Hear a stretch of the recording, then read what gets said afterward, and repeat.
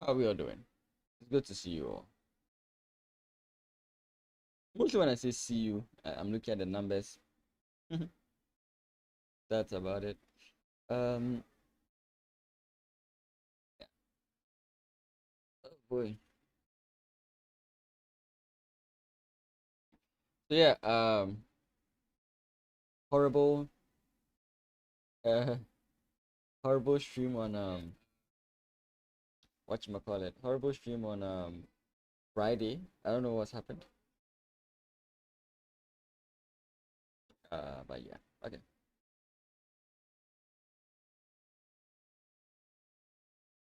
I just hope it doesn't repeat itself today. That's like basically what I'm hoping. The limit is whatchamacallit. The limit is 25 minutes to 30 minutes. If we survive 25 minutes to 30 minutes, we are in the clear.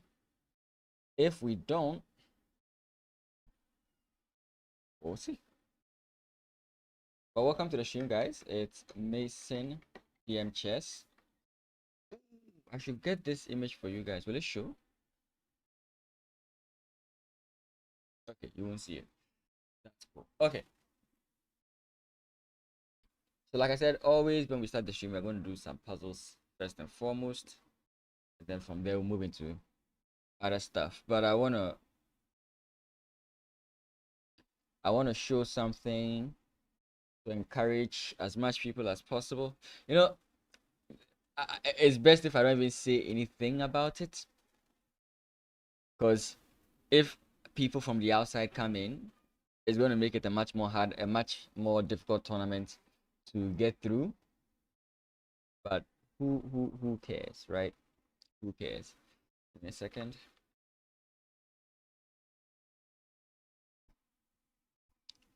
Give me a second. I actually didn't plan it. It's actually just came to mind that let me just do this. I think that would help. Yeah. Okay. Have I downloaded it already? No, I haven't. Okay. Okay. So let me put up an image.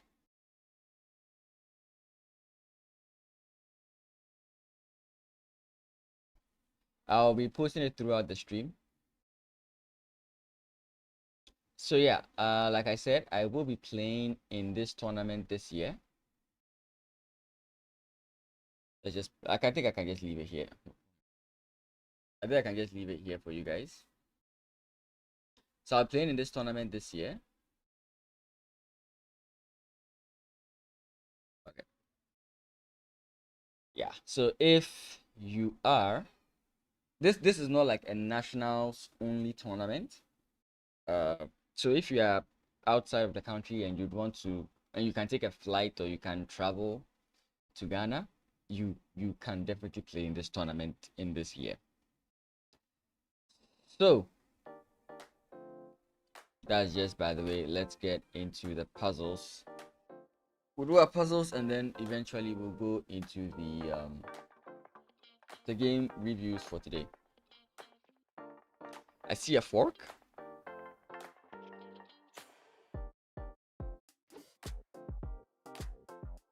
I see a funny line like pawn push, knight takes f5, queen takes f5, bishop goes c2 because it's like it's pinned.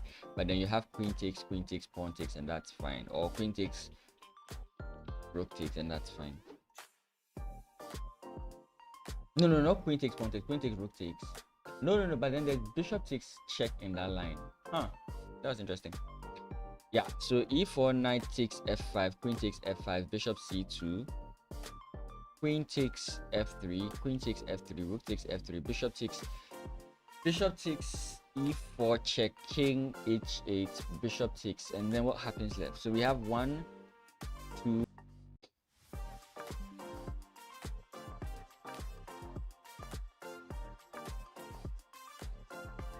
Or just play bishop takes, queen takes, queen, bishop takes. Okay, that was the simplest move, and I looked at the most complex move. That's crazy. That is crazy that I jumped straight to the most complex move in the position.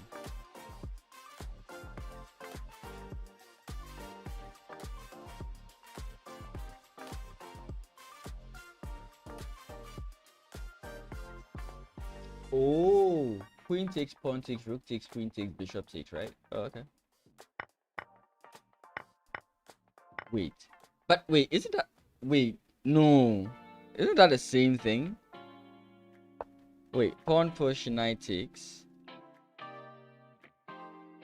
I want to analyze this position.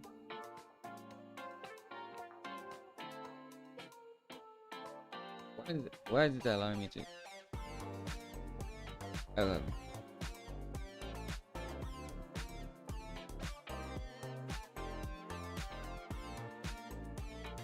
uh, no, when you're done solving, it should just allow you to edit the moves. Pawn push. No, why is it not allowing me to do that? Oh. Okay, let's play against computer and see if my I'm trying to just make the moves myself. It's not allowing me to make them, which is pretty annoying. Okay.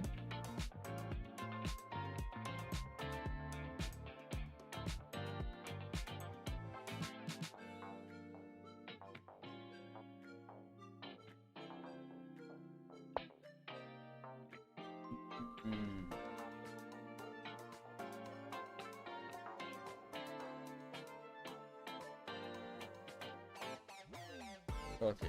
Yeah, I calculated my opponent has to take. So I was like, yeah, that's what happens when you have one dimensional in your calculation. Oh boy. Okay. Playing as white here. We can play this move. If our opponent ever comes in check, we can hide this way, and now we are dealing with this guy.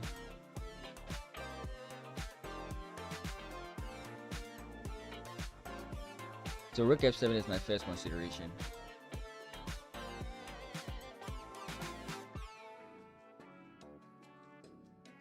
Rook f7, rook f5 check. Sorry? King g6. And the threat here is rook f8 checkmate. So I don't know what our opponent can do here. But if you play bishop takes, we can still just take. Pawn push does not work. Maybe it does. Rook f7, king g6. Sorry, rook f7, d5, d3. Takes. I don't see it.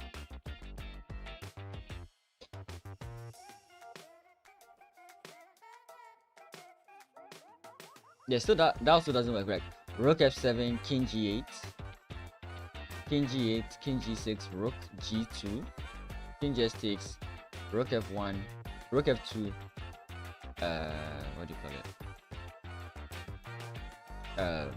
King e6, rook takes, king can't even take there. So I don't know. I don't see anything beyond this.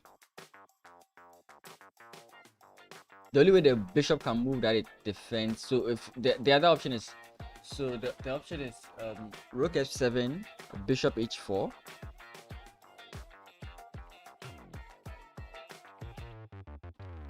King takes h4. Rook takes, bishop takes, and now you have bishop to h5. That holds the position. Right, but now you have a bishop. Wait, that's... I'm going a little bit too far, but let's just say my bishop's on h5, right? My opponent can play this move. If takes, he can play pawn push. And in that, okay, I can play this move. Okay, yeah. He can't stop me. Yeah, I can simply go g6 and he can't stop me. Okay, I think I'm satisfied. It wants me to move the king first. No, it doesn't. I'm pissed. What did I miss in that whole calculation?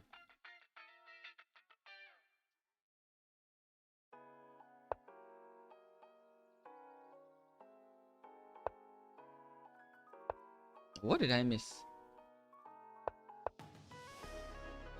Why? Oh, because you are threatening checkmate. Oh, really? I'm confused. Wait, I'm confused.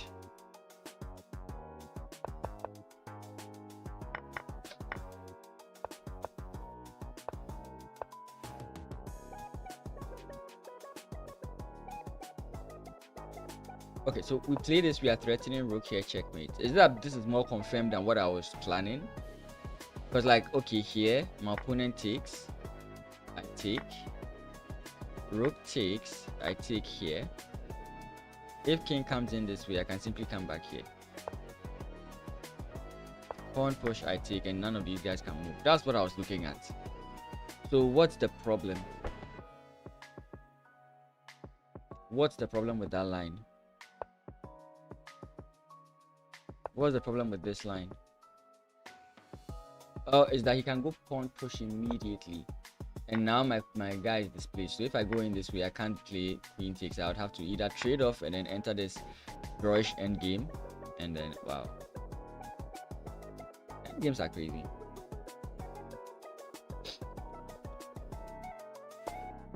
Like, the puzzles are simple, but I just keep missing, like, move order and all that kind of. Like, for example, here, I immediately see this. I haven't said it, but, like, I immediately just see this line. But I've already been making mistakes with these obvious lines. And it's just one thing I'm missing.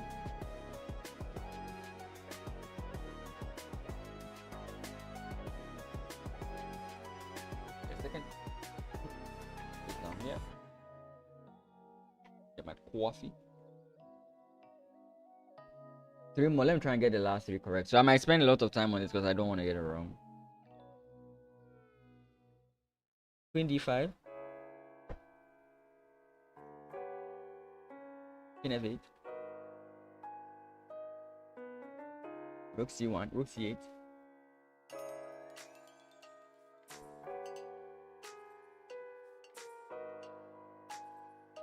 Stop.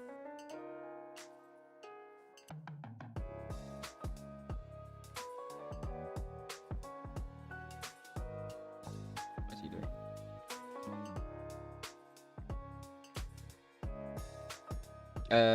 Sadhana, welcome to the stream. I don't know why you're just using dots.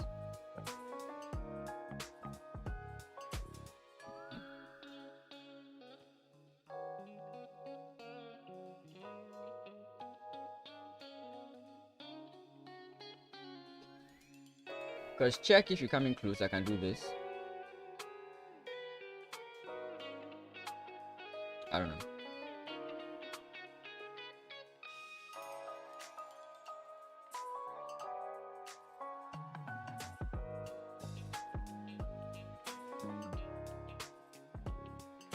I feel like if you go just queen here, you get queen takes.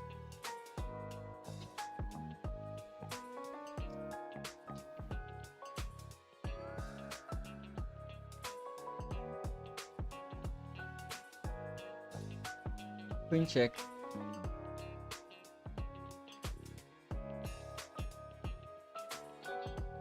Wait. If the king comes close, I can't just play here immediately because I think he just has king here.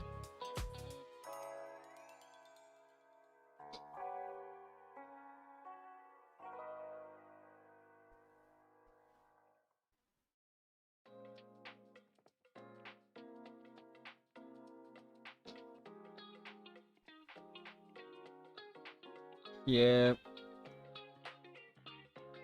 Then maybe we have to play queen check. That forces him back, and then we actually have this move. That may be the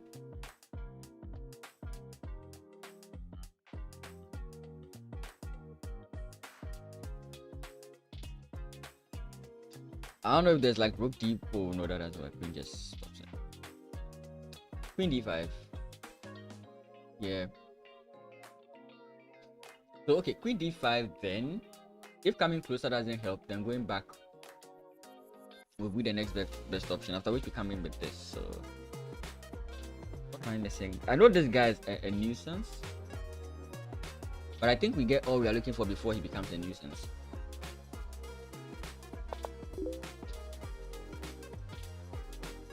I'm not playing. Oh my goodness. Is it just straight away? I did calculate. This was my first calculation. I was like, yeah, if he comes in here, my queen can't support. So if I play like, for example, rook takes, king takes, it doesn't work. That was what I calculated. That's why Lisa won't change my mind and said this. Cabbage, I'm not playing viewers today. I do that on Fridays. So sorry about that.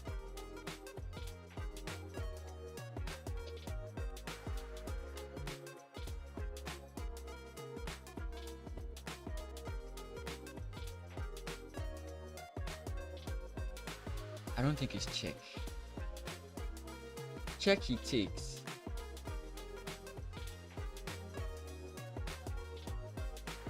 If we check here, oh, he goes in this way and we can take. But I don't know. Will I play in the President's Cup? Yes, I will be. I'm just trying to invite as many people as I can. That's why I've left it on the screen. So that anyone who is in Ghana, traveling to Ghana, whatever, can join the tournament. You have a FIDE rated tournament on Friday. Oh, nice. So you can just do what I'm doing, which is basically refreshing my mind on like going through my opening, making sure I have everything packed down, right? That way I'm not missing my lines. Then checking, like I'm just basically going through the things I already know and making sure I have solid information on them, like my mind is correct on them. And then after that, if there's something I'm learning and I'm not so much fixed on it yet, I can look at it. But mostly my mindset is that whenever you have an important tournament, learning something new may not be the best way to go. Your money is on me, Cheston. I appreciate the the confidence you have in me, but I'm notorious for having. Am I FIDE rated? Yes, I am. So this is my issue. How will I put it? I lose a lot of winning positions, right? I lose a lot of winning positions. So like I am how will I put it? I sometimes see myself as a very inconsistent chess player, in the sense that what you think you know of me is not always what you see of me in a game. So for example, if I'm let's say 2000 rated and you see me play against a 1600 rated player, you would think I would win. Like logic means that I would win. There's actually a higher percentage likeliness that I'm going to lose that game than I am going to win that game. That's literally how. and that happens mostly when I lose at least 2 games in a tournament. Normally the first round, of course, you know you're going to lose. But these days, I don't even think that the first round I should lose. Like when I started playing chess, I was like, oh, first round, they are stronger than me, I should lose. But these are people I know I can beat, right? It's just 1 or 2 things that makes me lack, like drop and all that kind of stuff. But I'm like, yeah, I think I can win against them. Like, I'm not denying that they are strong, don't get me wrong. But I'm like, I can't beat these guys, you know? I can't. And I have, right? What was the line I was actually considering when I came in here?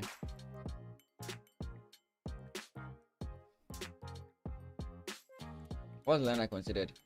Something about rook takes. Ah, yeah, check here, right? And if he takes, then we have it's rather rook check rather. And then we have checkmate. Okay. But yeah, I'm trying to do my best this year. For the President's Cup. I only play 2 tournaments a year. The President's Cup and then the Nationals. I stream a lot of tournaments in the year, but I only play 2.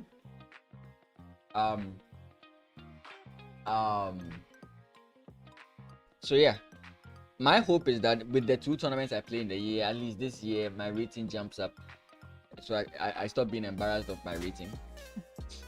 But thanks, I'm getting my excuses out of the way so that when I have the chance to give those excuses, nobody's like, oh, he's just giving excuses. They'll know that, oh, he's already been giving excuses all this while.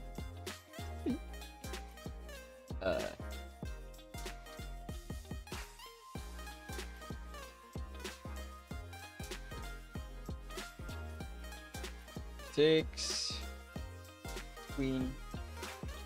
I've gotten every puzzle wrong so far, right? I do 5 a day. I've gotten 3 wrong. Rook takes e8, bishop takes e8, queen c8.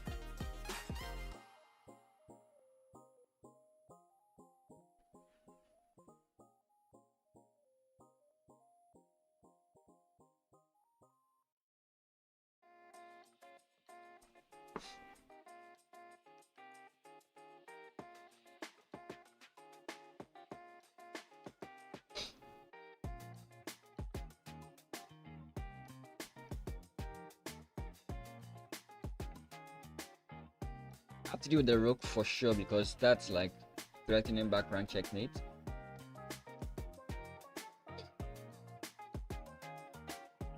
I don't know, I had this funny idea of playing rook here. I'm like, oh wait, that doesn't work. Just takes. I feel like I don't know, missing out on stuff.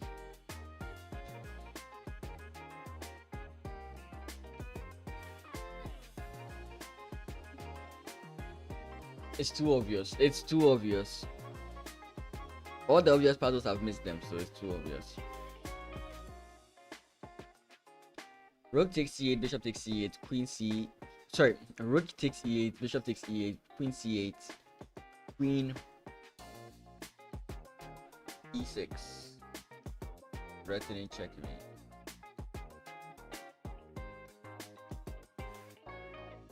The 3. How you doing?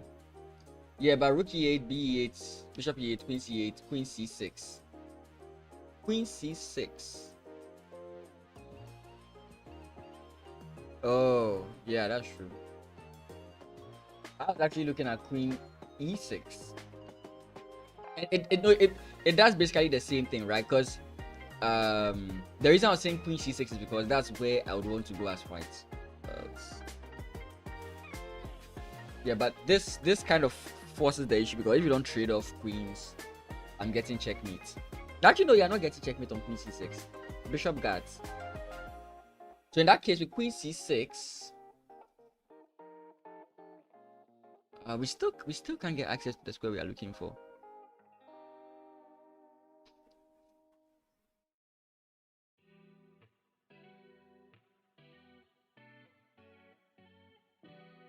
Oh, if this pawn was not here. I think rook takes is just the first move. I can't imagine the move being something like king to f7. If this is wrong, I'll be so pissed.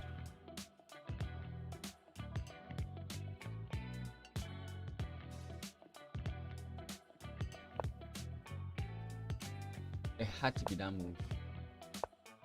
So what could it be? Just trade off? Like, I don't get it. Queen e3? I don't get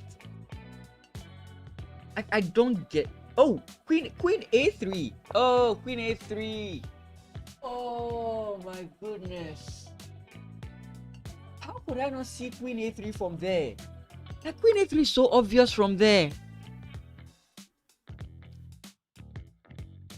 Queen a3 is so obvious from there. What am I? Why am I seeing queen a3? Queen a3 is so obvious. Like, no, even from like what I'm trying to say, like queen a3 is so obvious. You should see it from here. That's like queen a3 is that obvious. Queen a3 is so obvious. Like, how?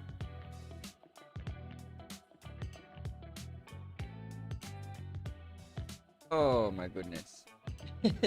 You missed that too? Yeah, like it's obvious. Like, it's. I suddenly what move was it that we played? I started looking at the bishop and I'm like, wait, this square we can actually come here, and I'm like, how do I get there? It's just queen. Oh my goodness. Oh boy, come on. I get at least one correct. Come on. I can't get 0 out of 5.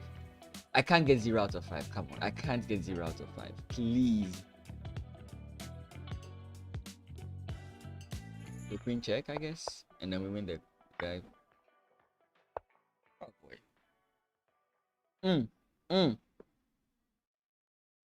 Knight a6 check.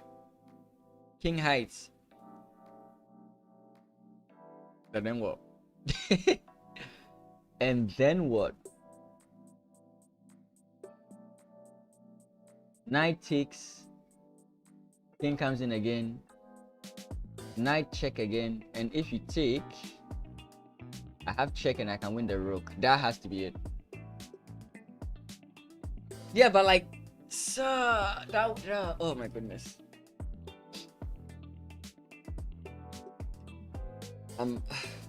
Yeah, I'm looking at knight h6. So knight h6 check. Let's say g takes h6.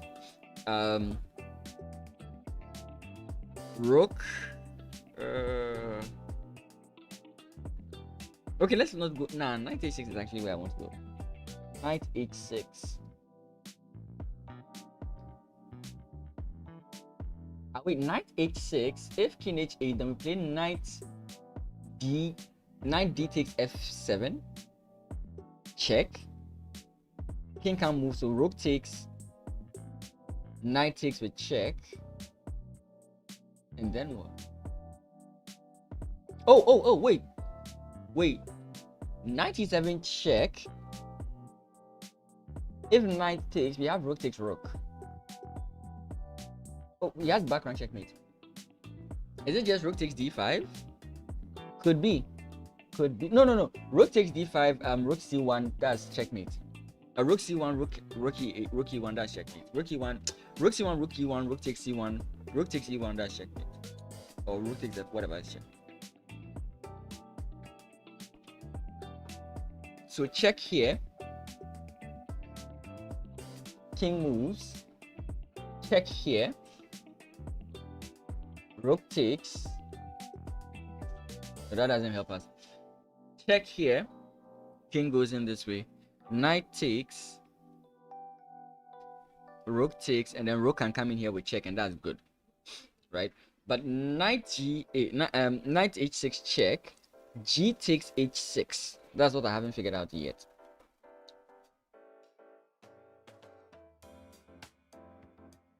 Oh wait, did the same thing. Rook g6 check. King h8. Knight takes f7 check. Rook takes. Rook f8 check. Rook e8 check. Rook f8 check. Rook takes f8 checkmate. Because we have a rook blocking this and we have a rook attacking here. Wait. Let me go through that line again. Knight h6 check. King h8. Knight d takes f7. No, sorry. Knight h8, knight h6, g takes h6. Rook g3 check. King h8. Knight f7 check, which is actually checkmate. Rook takes, rook e8, rook f8, rook takes e8, rook takes f8, and I think that's it. Knight e7, king h8.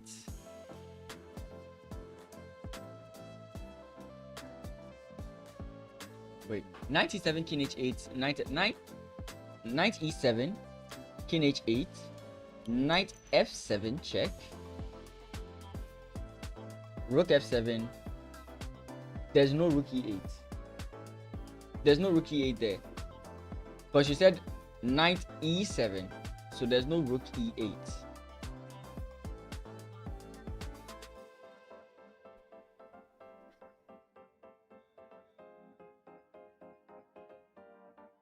The reason why I want to go this way is because I don't want to block this side. That's the first thing. Yeah, knight e7.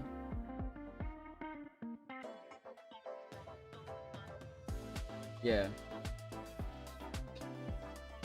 Okay.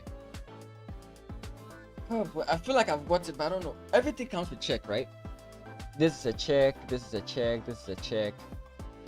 This is a check. Everything's a check, and there's no other piece that can block. If I don't get this part, I'll be so pissed. So wait. That is if he takes. So knight h6. If g takes, it's rook g3. King moves. Knight here. Okay. The next one is if he moves this way. We go knight takes, which is checkmate. If rook takes, then we come back here. And if he goes back, we take because now this guy stops here. That could be it. If it's not it, look, if this is not the move, I don't know what I haven't considered here. Everything is check. This has to be. What happened? What was that? That was crazy. What is happening? Okay. My it's my this thing. It messes up sometimes. Okay. He takes. Yeah. Oh, so the simple ones I can't see them. Oh, so the simple ones I can't see them.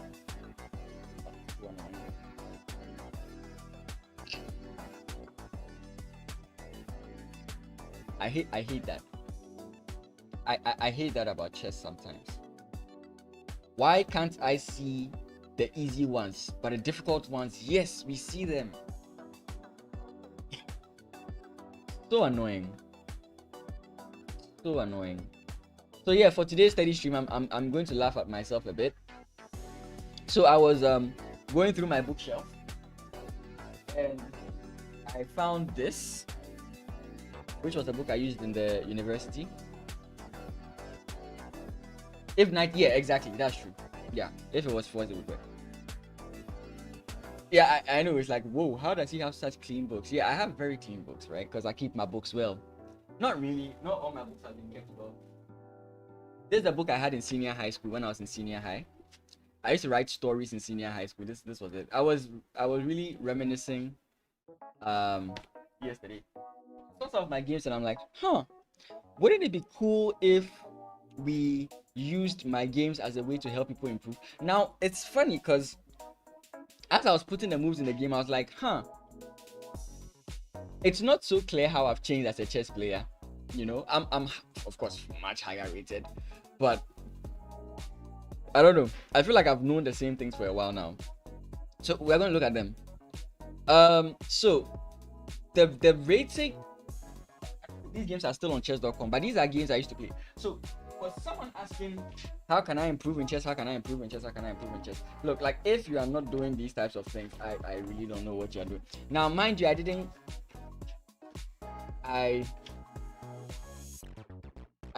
know. No, not really know. So John Bartholomew used to always say that, like, try and analyze your games outside of the engine before you use the engine. So I would, and there was also this thing where I had just started playing tournaments and I realized playing online, playing over the board are kind of different. So I would play the games on chess.com, I would write down the moves, then I would play it on a physical board, right? So yeah, these are the things that we did, right? So you see, I've played a game and I'm like writing my thought process down and trying to figure things out. Then eventually I put it on the PC and then trying to, like, if you're not doing these types of things, trust me, like, I don't know if you ever improve in chess. Like, chess improvement is possible, but there's a certain requisite, like, input that you have to put in it. Like, think about it like a medical school course or like any course in the university, right? If you are not like actively practicing it, right, you are definitely not going to improve. If you just boot up games and then that's about it. Like, these days everybody just wants to play Blitz. If that's what you want to do, trust me, these are like 30 plus 30 games, right? Wait, what?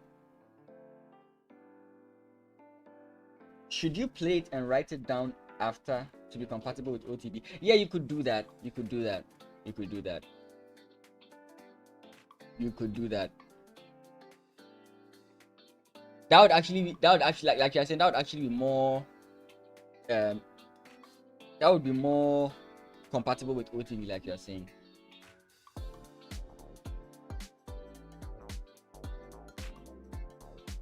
But what I did was, because I wanted to fully focus on the games, I would play the games fully, then when I was done I would write it down, which is like, yeah. And again, why am I writing it down? I'm writing it down because I want to play it on a physical board, and I don't want, like, you know, the bird's eye view of the chess, the bird's eye view of the chessboard is like like steroids. Like, you see things better. I know I got a lot of puzzles from, but you see things better, right? So I wrote it here. Yep, it's here. Okay, let's turn off the engine. Let's see. I wrote down what I was thinking in some of these games. This versus beta. Where's else? I didn't write. Else did I write anything? Nope, I didn't write anything. Okay, but let's go. So e4, d5. I've been playing Scandi for a very long time. So the moment you see me playing Scandi, that's the moment I met John Bartholomew. Originally, e4 I would play e5, and I was always playing e4, e5. I met John Bartholomew. I encountered John Bartholomew first. But why did I start playing the kid? Oh yeah. Okay, so d5, and then he plays e5. Now this is what John Bartholomew calls the French on steroids, right? This is automatically good for black. The thing about the Scandi is anything other than taking is good for black. That's the funny thing about the Scandi. Anything other than taking is good for black. So John Bartholomew calls it. Yeah, it's wrong. It's actually wrong. It's like an advanced French because you play c5, and that kind of stuff, right? So he plays. My VLC is annoying me. It keeps notifying me that the song is changing. Let me use my keyboard. Okay, so c5, knight f3, knight c6, bishop d5, and as I was playing the games, I was looking at the moves. So all this is fine, and all this I've seen before. This I learned from John Bartholomew's course on Chessable. You hear me say JB a lot because he's very instrumental in my chess improvement. But anyways, bishop to b5, and here I played bishop to d7. And I can't remember why I would play a move like that. Modern day me would play something like queen to b6 or queen to c7. More or likely like queen to b6, because I get the whole point of trying to build pressure in the center. But I think the me at this time was so stuck on having a good pawn structure that he didn't want to allow a doubling of pawns. You don't like him, but if it fits you, then you can't complain. I mean, we all have our taste, right? You may like someone else who don't like as well, right? So there's no harm, no foul. It doesn't make me not like you all of a sudden, right? Wait, what? But if it, yeah. So my idea here is, the idea here is that you are trying to with the way if you've ever seen like the advanced French, you normally see these like pawn structures where the pawns are on c3 and then d4, right? So the whole point of this is you are putting pressure on this like d4 square, where if you can get a breakthrough, it's kind of good for you, right? So me not knowing that and me liking pawn structure, I think the reason I did this is because I was anticipating if takes, oh, my pawns are still the same, right? And again, like at the beginner level of chess, I think it's fine, you know. Sometimes as coaches we hit too hard on the students. It's sometimes something I even struggle to do when I coach, is that I have this temptation to be like, you were wrong, you know. Like you teach them about pawn structure, you tell them that doubling your pawns is bad. Like sometimes I find it so difficult when to let them know that there are exceptions to the rule, you know. Sometimes you just have this I need to tell them, but they have to build that solid foundation first. So I in my past would like this, but me knowing chess the way I know chess now, I don't think this is actually the way to go. I don't think this is actually the way to go. Bishop takes and then castle. So like ideally I would have gone queen here, and if bishop takes, I'm completely fine with this. I guess bishop d7 is bad because you don't have e6 yet. So you can get, would be your guess. Why is my chat here annoying me? Oh boy. Let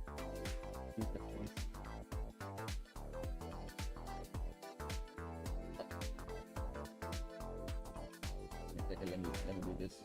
My chat is extremely zoomed in, so I'm not seeing what you are saying properly. Like it's so zoomed in, even if I try and scroll up, I scroll up too far. Oh, come on. Yeah. Okay, so I guess bishop d7 is bad because you don't have e6 yet. So you can get your bishop to a better square. Otherwise, you didn't really punish e5 for sure. Yeah. So like if like I think what you're trying to say is that if e6 was here, then we know that okay, the bishop is stuck within the pawn structure. Trading this off is not such a big deal. But in this situation where a bishop could actually be placed here and even have future ideas of something of this sort, or at least pinning the knight such that any ideas on the center is much more valid. It doesn't make sense to just say I won't play bishop to d7. I think that's what you're trying to say. I could be wrong. Yeah, so takes and then castles and then finally e6. I mean, I don't think my position is bad in any way. I think I'm okay here. This is even.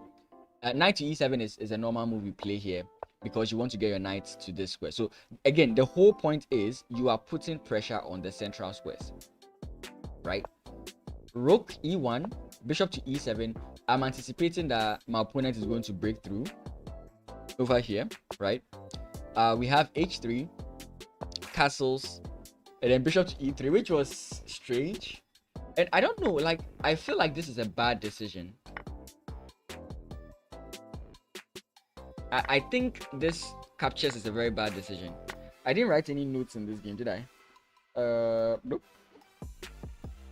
I didn't write any notes in this position. Wait, this move, what? 11. Okay, I gave myself a minus. Normally, I used to use these signs to try and help me analyze my games. So, like this. My camera is bad, but like I've given it a minus here. So in my analysis, I didn't think it was a good idea, and I still don't think it's a good idea. Who is this? Bishop. Sorry, I do that on Fridays. I may stream tomorrow and accept challenges, but today is just steady, so we're just gonna look at the games like that. Yeah. So yeah, I don't think I should have played that move. I could have still kept the pressure up. I could have locked the position. Now my knight is better than this bishop. Then eventually try and push on the queen side, right? That's all completely fine. I don't think in this, with the bishop here, I don't think it would make sense to play queen b6. Though, like, I can see that you're putting pressure here. But again, 1, 2, 3 versus 1, 2, 3. I don't think it works out for us here. So I don't know, but this move just feels wrong.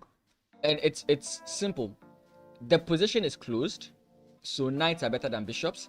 And obviously, based on the color squares that the pawns are on, this bishop is bad. The point is, the more pawns you have on a specific color complex, the less active your piece can be.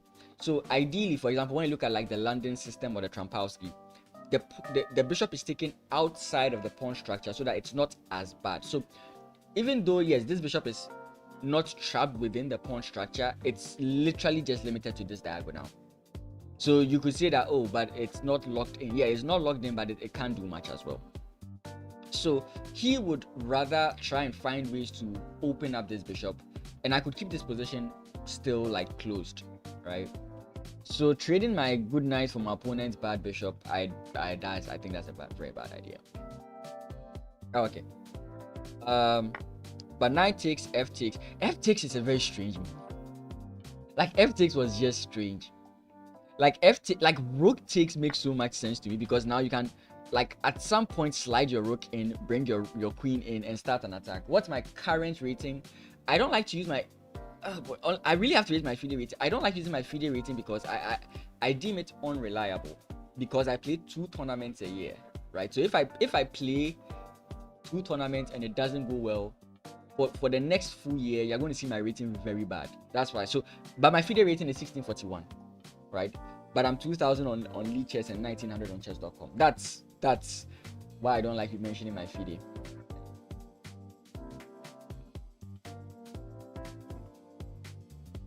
I don't think your bishops want the position to stay closed. On the contrary,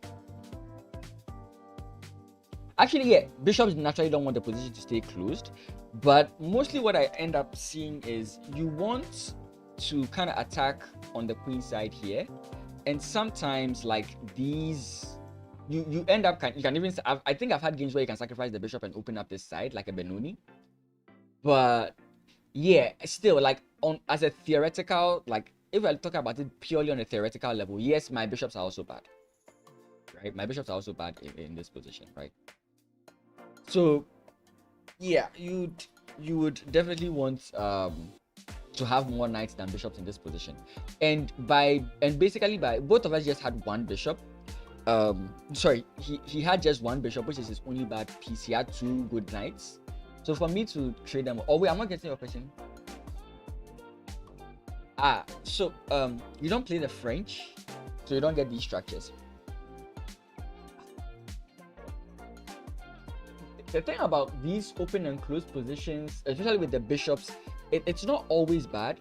The thing about like you've seen these King Indian defense positions where the center is locked, which basically helps, like whenever the center is locked, it helps facilitate attacking on like one side of the board, or on your opponent's king side or queen side, right? And mostly what happens is when your opponent has this like h3 kinds of moves, your bad bishop ends up being sacrificed to open up the position. Yeah, I'm live on Twitch as well. Yeah, so that is mostly what you see. So the bishops, yeah, they don't like that position, but often they serve as means of breaking apart your opponent's kingside castle. But there are also ways where instead of like locking the center, you kind of you try to open up the center, and in that case your bishops in the long term become good. This thing about good bishop, bad bishop is very pen underscore Mason. This thing about good bishop and bad bishop is very dependent, right? Let me how will I explain this? So we in close positions, knights are better because they are the ones who are able to jump over these pawn structures and these pawn lines and everything. But what we often tend to see, or like the common pattern that chess games tend to go, is that eventually the center opens up. So the question is, do you want to play the long-term game where you have bishops and you open up the center in the future, or do you want to play the immediate positional demand, the immediate demands of the position, which is my knights are better than my bishops, right? So it's very iffy. It's not always good to have this hard fast rule that it's a close position, I should have my knights. So it mostly depends on what like moves you're going to make in the long run. Yeah, but mostly in these types of positions, what I tend to see is either the center opens up and the bishops become good, or the bishops are used to break open the king's side. So if you have ever a move like h3, yeah, it's just going to get sacrificed. That's mostly what I see about these like French structures, in my opinion. Okay, if there's a grandmaster, if there's an IM, if there's a stronger player on this, you can always either concur what I'm saying or reject what I'm saying so that we can go through it. This is a steady stream, so I'd like us to discuss, right? So if you are lurking, today is your day to shine, right? I appreciate you lurking, but ask questions, bring your concerns. That's today that's the kind of stream. So Mondays I do my normal random pool where I'm trying to raise my online rating. Tuesdays we just learn. Fridays I play against viewers, and sometimes Wednesdays or Thursdays intermittently I can just come in and play viewers. So that's what I do. Okay, knight takes, and then we got here. Oh, I did play this move because I'm targeting this now. Interesting. Queen c2, which is basically trying to hold this side. And then c4. I don't think c4 is a bad move. I don't think c4 is a bad move. But where I have a problem is I'm thinking about the fact that, again, this is a kind of weak opponent. Again, by weak, I'm looking at it through the lens of like me now. So it's more or less likely he may, if I capture this way. My problem is that if I lock the position like this, I allow this, and my opponent can try and break open the position with this. Is kind of like what I'm looking at, but not in this exact position, right? Because obviously here you just like mess up. So I don't know. c4 just seems to make sense.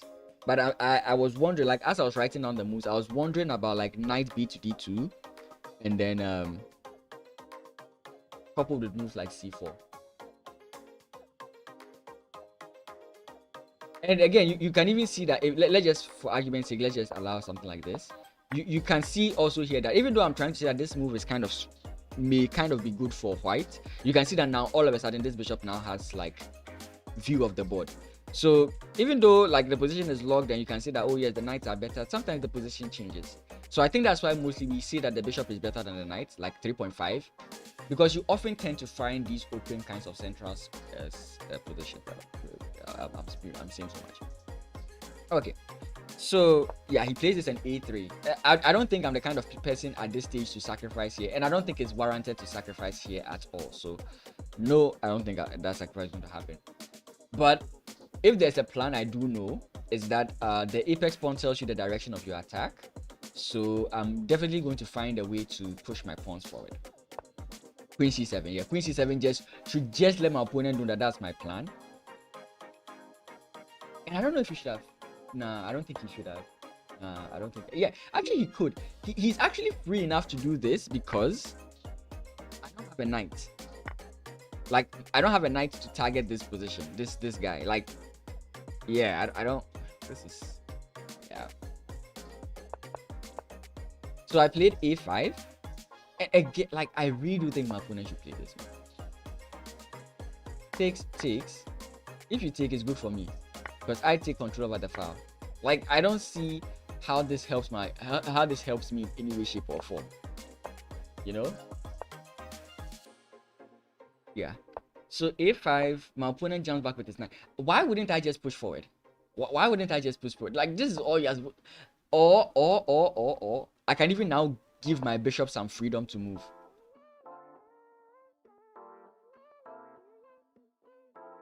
I hate my past self.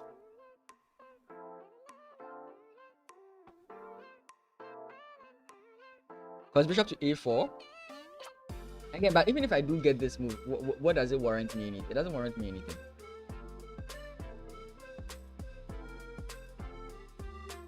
Does it? Because, okay, let's say the queen goes back.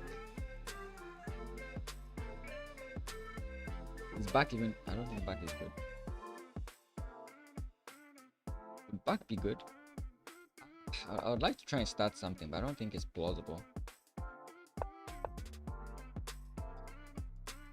Bishop. Yeah, okay, back.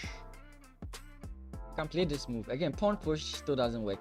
Now, if you play it this way, there's no need for me to even capture it. I can actually even do it, and I have a target here. Like, he just a4 should have been stopped.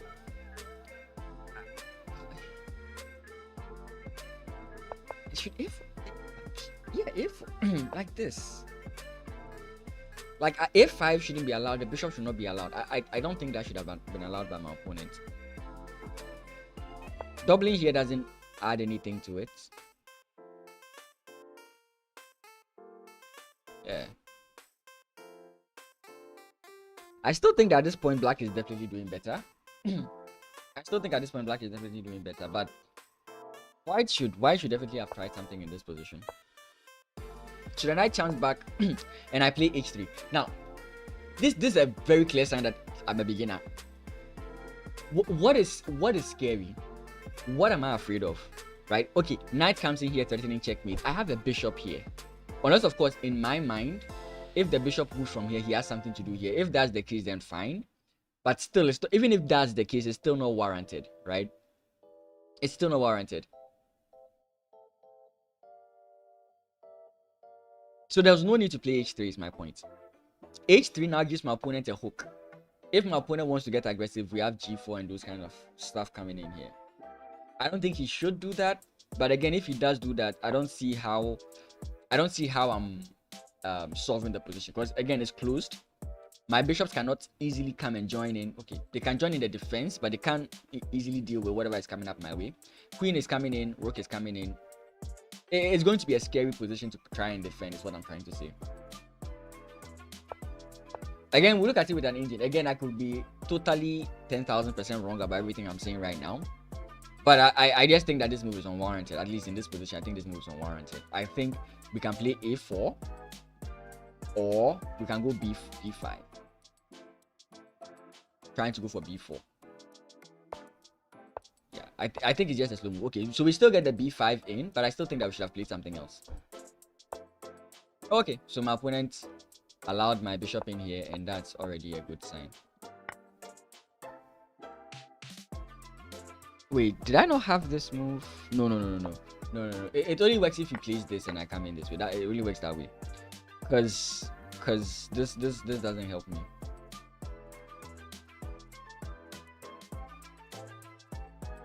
I don't see. Yeah.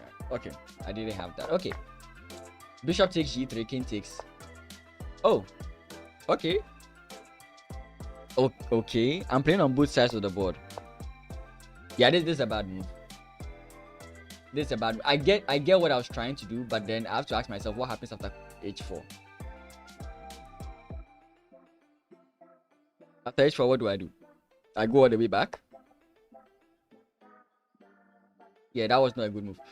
I should have started with this first. Before, if that's if I wanted to come into this square, I should have started with h4, h5 first. Because if my opponent jumps back, then I have queen here with check.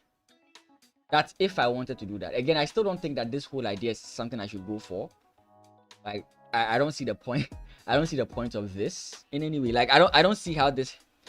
You know, there's this thing where we call it anti-positional, right? Sometimes you look at the chessboard, and the chessboard demands that you play in a certain way or that you play certain moves, right? So if you are not able to decipher like what the board is telling you, you are always going to come up with the wrong move suggestions, right? The board is always talking to you, right? Yasser Seirawan, in one of his like teaching series on the chess brass, said that talk to your pieces, right? Ask them, where would you like to be, right? Where would you have the best influence on the board? That was the question that he says, like, you need to ask your pieces. And currently, my piece, like the way the board is for me, it's telling me that I should attack on the queen side, because that's where I have most of my potential. It's also for my opponent that he should attack my king side, which is what he's doing. But to suddenly abandon it for a mild, like, okay, I've played this move, what is the continuation? This can only be hope chess, praying that my opponent makes another move so that I can then play this and I can say that, oh, you are absolutely pinned, I win the knight. That's like hope chess. The position doesn't demand for me to do that, right? But that bishop is so bad, I don't think you can afford to move the queen there. Exactly, right? The queen has no business being here. It has no business being here, and there's no easy, especially with this king over here, there's no easy way for my opponent to start an attack. In fact, in this position, I would even argue that if I wanted to switch to the king side, I could play this move, right? If the knight comes in, I can play this move. He has to go back, and then I can go takes, and then if that's the case, if I wanted to make an argument that this move kind of makes sense, I would argue it from that point of view. But yeah, I don't know. I don't see why I would come here. And he plays king back. Like this just solves his whole problem. There's nothing here. There's literally nothing here. There's absolutely no point in me coming here. We'll look at the engine. If the engine is like, oh, this move makes sense, I'll be like, damn. Me in 2019 makes better moves than me in 2026. Anyways, yeah, so he allows all this, and exactly. So now, like, the queen is in the wrong position. Okay, I'm sorry. Takes. What happened? Wait, what was he afraid of? What was he afraid of here? What was he afraid of? What was he afraid of?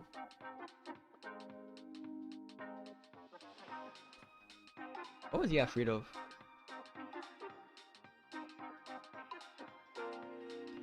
I don't get it. Queen e2 takes,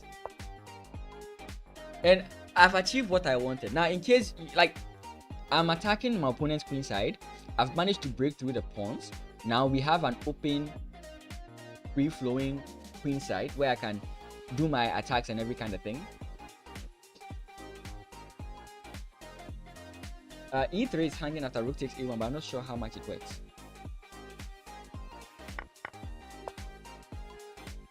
Wait, rook E3? Ah!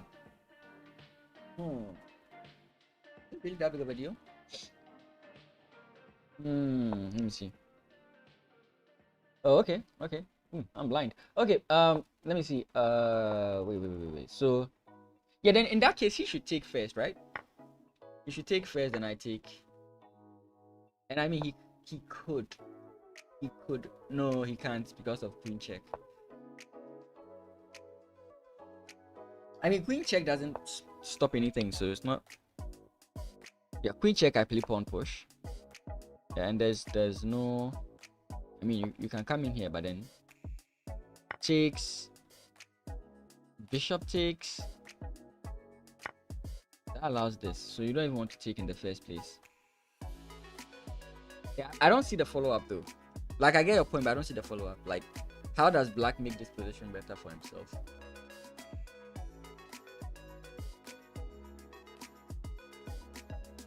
That's giving you a foul. I wouldn't want to do that either. Yeah, I get that as well. Yeah, that's the only open foul in that scenario, I guess. Okay, so yeah, it's not bad. It's not bad. Let's see. Takes. Okay, yeah, then that's a good move. Takes, and then yeah. But still, I mean, regardless, it's still good for me. Regardless, it's still good for me. Though, yeah, I would agree that I think this is a much better move. Yeah, I would agree that this is a much better move. Still good for me. Just well. Okay, so knight jumps back. Oh, for a second I thought I blundered. Okay. Rook takes. You'd want bishop a4. Bishop a4, bishop b3 before rook b8. Oh, okay. You'd want to do this instead. Sorry. Takes here. Whatever random move our opponent is going to play before this. That way, your bishop is in a much better position, and you have future potential on this square. Yeah, that is actually a better consideration as well. But me at this stage would definitely not see that. I'm sure later in the line I may play it, or I may never even play it in the first place. But yeah, I was looking at the backward pawn. I was so interested in getting these guys off. Rook takes, and then here knight jumps in, and now we have pawn. But this knight jump back here at the very wrong time. And now takes. He has a problem here. Check, and then we take, and then he resigns here. Yeah. He can't defend his knight. Actually, he can. Why am I saying that he can't? Yeah, but then we takes, and then we can start pressuring here. I don't know if we should do that immediately. We could start with this, try to win this, because the guy can't move back. The guy can't move here. He's still kind of stuck here. Can't move. He really can't move. Pawn push just doesn't work. So you might have to sacrifice your knight here. I don't know.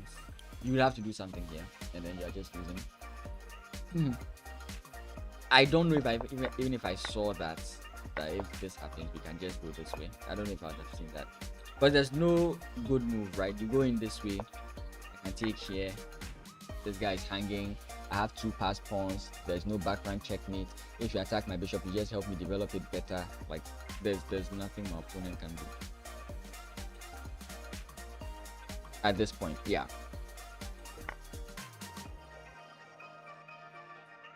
Yeah, but those pawns are too good. Exactly. Yeah, knight h3 exists, but these pawns are just dropping.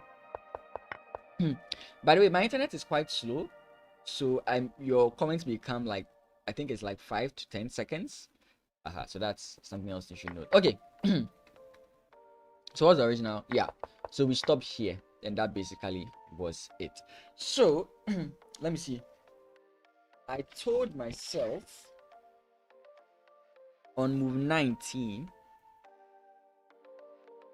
I told myself on move 19 that instead of bishop takes g3,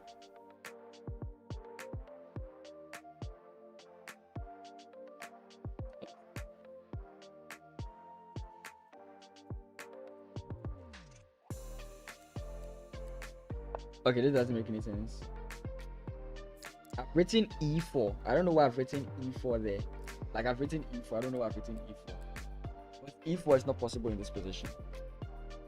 Or is it b4 I was trying to write? Like instead of moving the bishop there, I should have played b4. Because that would also make quite like a lot of sense. Because if here takes, I do have like this move, right? If I'm saying that, that would make more sense because my bishop is supporting the attack there. But again, as to the but was this trade good or not? That's another thing. Because this is my good bishop. This is my opponent's supposedly good knight. Actually, this knight is not even doing anything at this point, so there's no reason. But again, the benefit is how my opponent responded to it, in the sense that I got his king to this position, which made it difficult for him to attack, because now he has to move his king back and then now start his attack, which is quite a lot of moves. But this again doesn't make any sense. What did I say?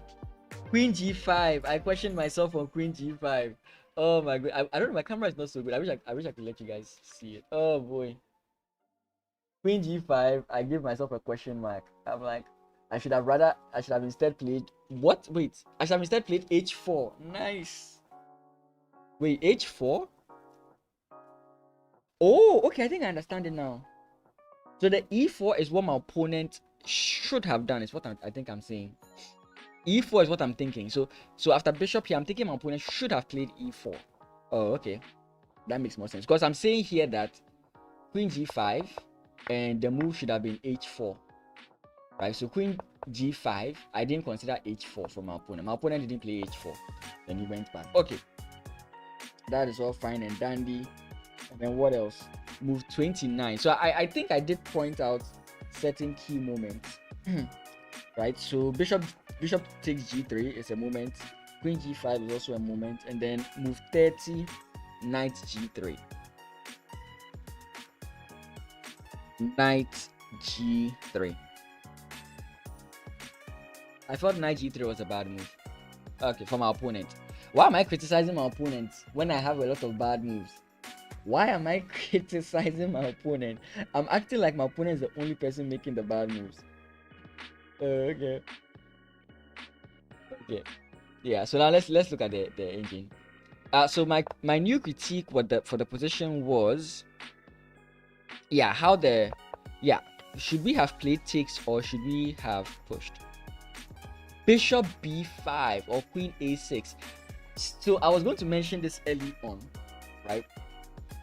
And what I was going to mention is when you play, I don't know how many people are on the stream right now, but I'm going to piss off everybody. I'm going to piss off everybody with just two words, and it's 2 words after when you play the. Okay, so basically when you play the London system, right? When you play the London system, there's always this line that comes in, right? This line with c5. And the thing about this line with c5, let me just play here, is that if your opponent plays this, is actually bad. The 3, I'm sorry to disappoint you, but I'm a London system player. The next game is a London system. This is actually bad, right? And it's about pawn tension. You want to maintain the pawn tension. You know, one day I was streaming, I had like 20 average viewers on Twitch and like 10 average viewers on YouTube. And I said I played the London system and the numbers dropped in half. That was like the funniest day of my life. I noticed it and I laughed with all my strength. That was so funny. Yeah, so the thing is, sometimes it's better to maintain the pawn tension in a position than to resolve the pawn tension. If you are playing against a landing system player and you immediately play this instead of holding on to the pawn tension, this is actually good for white. Like when you do this against a landing system player, it's actually good for him, right?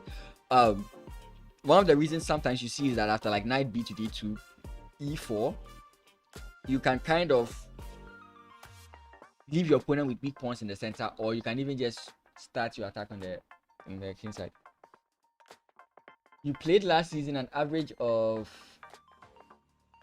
approximately 1900 rated landing player, and you missed c4 because I don't want to play for reasons you mentioned. But it was the best. No, there are situations that's the thing. That's the annoying thing about chess, right? Like in most positions, you don't want to do that, but there are certain peculiar positions, and that's where the issue of chess is. I don't know if you've seen this guy's chess channel. I said chess channel. This guy who always makes ridiculous. No, what would you think? That guy. The annoying thing about chess is we tell you do this.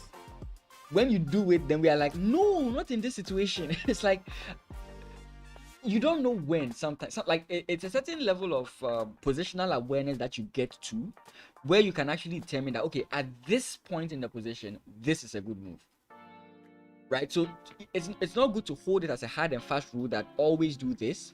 You need to have a sense for the position to say, at this point I should play c4, and there's points in the landing system you should play c4. There are points in the landing system you should play c4, right? But it's not always the case, and that's the problem with chess. It's too many exceptions. Sometimes in chess it feels like the exceptions are more normal than the normal, right? Like, don't double your pawns, and you're like, why didn't you double your pawns? You're like, oh, in the close positions, and knights are better than bishops. Like, why did you trade off your knight? It's like it's so annoying. It's one of the biggest qualms I have with chess is the exceptions. The exceptions to every rule annoys the heaven out of me. Oh boy. Okay. So yeah. So I was. Are you showing me the moves? Okay, we can look at it. d4, d5, bishop f4, accelerated landing. Knight f6, e3, e3. I have two chats over here because this one is following me right now. e3, c5, c3. These days I don't know if I play in this move order. I like to play this, though the engine doesn't really support it because of mistakes like this, and then you suddenly win the game. But anyways, that's besides the point. c5, c3, e6, knight d2, c6. You just go straight here. Like I got knight d2. I don't like the order he's going on with. Bishop d6. Yeah, because if you had even gone this way and then this came in, you actually have this. It's not always you have to play bishop to g3. It's not a hard fast rule. To d2, bishop to d6, bishop to g3, castles. Maybe I could be wrong. I think there are some situations where it's better. Castles, knight g to f3, queen to c7. Yeah.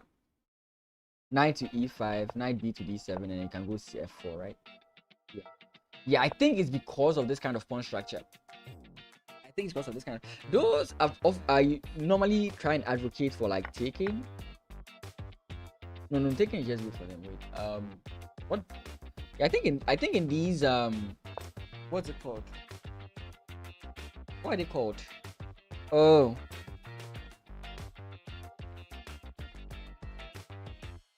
Oh, why can't I remember what the name of this is?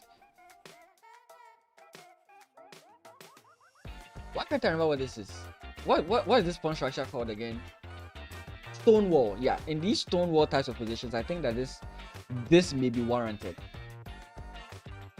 Because the center is locked and you are going for I think at this point it's with how locked the position is, it's going to be very difficult for you as white to break towards the center, and you'd have to attack towards the king side. Right? So I think it's warranted in these positions. I think it's warranted I'm not saying that's a hard fast rule. Yeah, stonewall. I think that you'd want to do that. Taking here just makes the position fine for your opponent, right? He can now bring his bishop here and start making annoying moves towards you. Yeah, but I think yeah, in a stonewall position, you would want to do that if possible. Again, I think I'm not giving you a definitive answer here. Yeah. Oh, wait, did I look at all the moves? Yeah, I think I did. Yeah, c4. So you played c4. You played c4 here. I think that's fine. Uh-oh. I didn't play c4. That was the exception if you want one. Oh, okay. You didn't play c4. You tried to keep the pawn tension up. Okay. There's a certain tricky line, I can't remember, but there's a certain tricky line where if you don't play c4, your opponent can actually take it and do something funny. I don't think it's this position, but there's something like that. Yeah, it says b5 was prep, but not very well understood by me. Oh, okay. Wait, f4, b5, sorry. f4, b5, sorry. f4. Wait, knight e5, knight b to d7. f4 was played by you. b5, okay. b5, a3, and then d4. Oh, okay. Oh yeah. This is almost similar to the position I'm playing in the other in the game I'm showing. Yeah, because you can go a4 and then you break through here. You have the resources to support that kind of an idea. Yeah, I missed b5. Yeah, I just saw it. Yeah, you can easily break through this, and look, and your opponent's king is very unsafe, especially if you can like. The bishop is going to be just bad for a while. I was going to argue that maybe if you could try and open up your bishop, you could actually do much. Like this king is not safe. Even if he castles, he's not so safe. His back rank is going to be very weak. If your knights can come into the position, there are going to be a lot of loose pawns. If you can like try and imagine some trades happening here, this knight coming in here without any kind of resistance is going to be a big problem for your opponent. I'm just imagining here. Yeah, again, like I said, like these exceptions are so annoying. Yeah, I would agree that c4 here looks very good. Because taking just seems to take away a lot of pressure from white. Your attack is you can play a minority attack, but your attack is going to be very slow, and white is just comfortably going to put this bishop here and attack. So I don't know. Yeah. So that was it, right? Okay. So it was where were we? Yeah. Oh, and this place too. Yeah. So give me a second. Bishop here, queen c7, right? Queen c7. I don't know about queen c7. I would more or less like this. Yeah, rook b8, but back to your game. Yeah, rook b. Yeah. So here, this is where I more or less would like to do it. I understand queen c7 because you are already giving your opponent a reason to respond, right? If he doesn't respond, he might lose the pawn. Of course, he can't lose it now. The knight is absolutely pinned to the king, but you give your opponent something to think about, which is always a good thing, right? If you can prevent your opponent from having the freedom to do what he wants, that is like always the best kind of thing to do. Yeah, but this bishop was just a nuisance the whole game for me. Did it do anything significant? Yeah, it never did anything significant. Like this bishop just never did anything significant. It never did anything significant. Maybe in the end you like.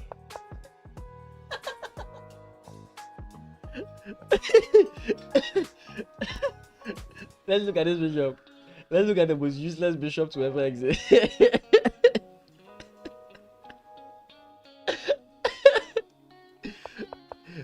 This is a bad move, and because of a move like this, all this bishop had to do is just stand and watch the game go on.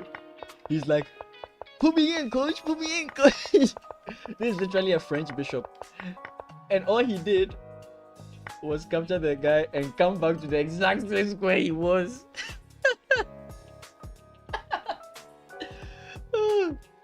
Could have been good on beat. No, there were many opportunities for me to actually make this bishop good.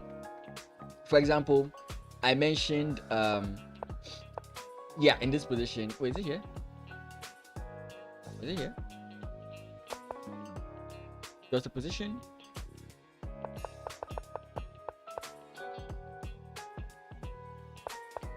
Does the position I was looking at? Or was I hallucinating when I said bishop a4?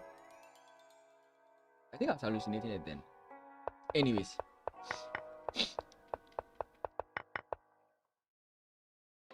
Yeah, I think I hallucinated it. Or I was playing a line where bishop a4 here was possible.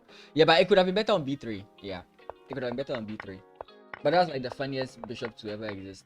All it does is do that. And it stays in that exact same position. Look. Oh my god. Like, I'm serious. Talk about being useless. Like, if ever someone says that, you are useless, just show them this bishop. This bishop literally just captured 2 pieces. It just literally captured 2 pieces, and that was it. It captured the knight, it captured the rook, and it did nothing. It did absolutely nothing. That's like the funniest bishop I've ever seen. Okay, that's enough mocking the bishop. So let's go back. Where were we? Then I was looking at here. So here it said bishop to, yeah. So this, yeah, again. So this is a very good moment where I could have attempted something with my bishop. I still don't see the vision though. Let's say this happens. Like, what's the point? Is it I'm coming to a6? Is that the point? No. Oh, because we have this. Again, if you take, I'm just winning the rook, in case you are wondering. And if you don't take, and you move the queen or the knight, let's just say for argument's sake we develop the knight. It's literally this. And now the bishop is just active. Because you can just like hide it down here if you ever feel like it. Oh, that would have been glorious. Yes, I completely missed that. So that was a good opportunity to make this bishop active, and I never saw it. Yeah. b5 first. What is the argument for b5? b5 first because you want to kind of stop a4, right? a4, then you can take. Queen takes or rook takes is just bad here. So I think that's why I want to start with b5. If you start with a5, like I did, you close your chances. You close your chances of actually attacking on the queen side. Wait, do you? Wait, no, you don't. What am I thinking? It's not a4. Is it just b5? Yeah, because if takes, then the position opens up. Yeah. You kind of stop your idea on the queen side. And again, where is it? Here. If you capture this way, the knight can come in, and the knight has very good squares. You've given your opponent some things he can do on your side of the board, I think. Though I'm kind of thinking about this as well. I don't know if you'd actually want to allow this. So maybe not there, maybe queen takes. And now we can push on this side of the board. We are not so much worried about this. We can just simply go back. And yeah, we are completely fine.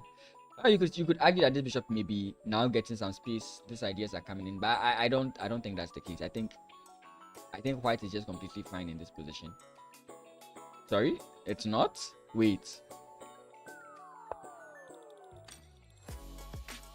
Why is this not so good? a4, we go back. Rook c8. I thought like in this position, then white has survived the worst of it, as compared to the actual position in the game. Queen b3, bishop a4, hang the bishop. Oh, okay. Oh yeah. Okay. Why? I know this doesn't work. b3? No, it's the same thing. I'm confused at the moment.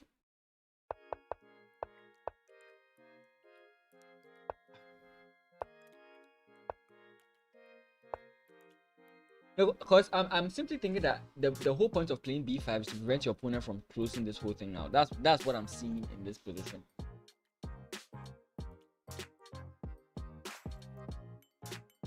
But then what I'm also realizing is, okay, wait, let's say a4, a5, and let's say this move comes in. Takes, and this is slightly okay for white. So in that case, then b4 makes sense. So why is it that when we play a5, why is it when we play a5, a4 doesn't make sense?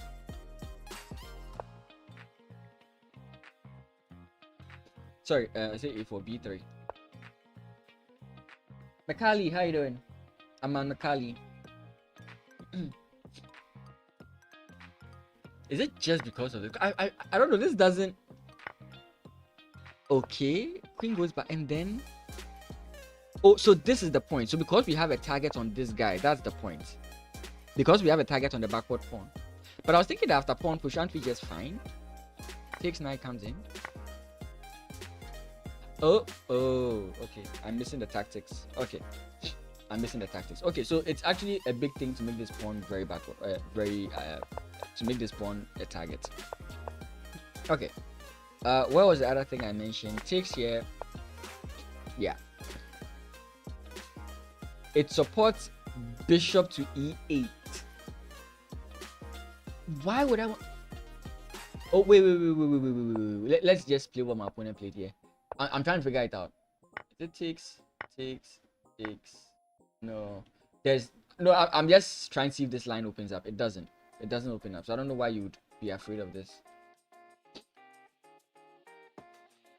Okay, but bishop back just, I don't know. Queen back is just not good. Knight jumps in. H5. I said it. H5. Oh, finally a win from me. Yeah, because after this is just h4 now. It says that white is better, which is basically what I was pointing out. Okay, but the queen has no business being there, but with the way he played it, it made it good for me. Pawn push here is actually bad.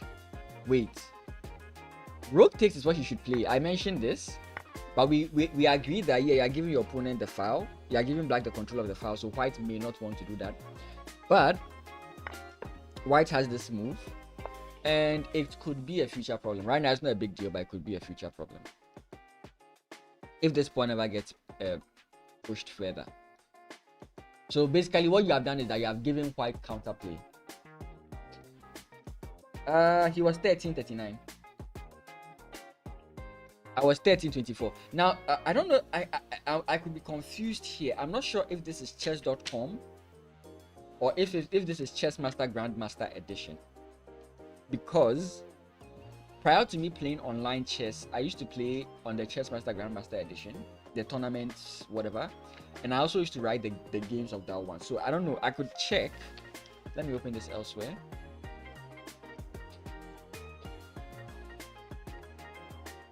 I could check if it's on my chess.com account, because I'm using the same chess.com account for a while now. Let me quickly check this. It could be.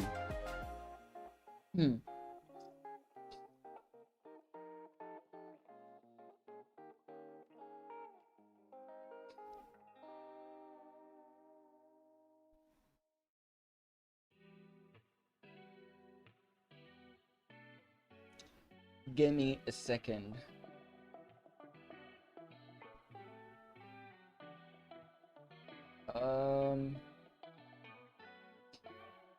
Okay.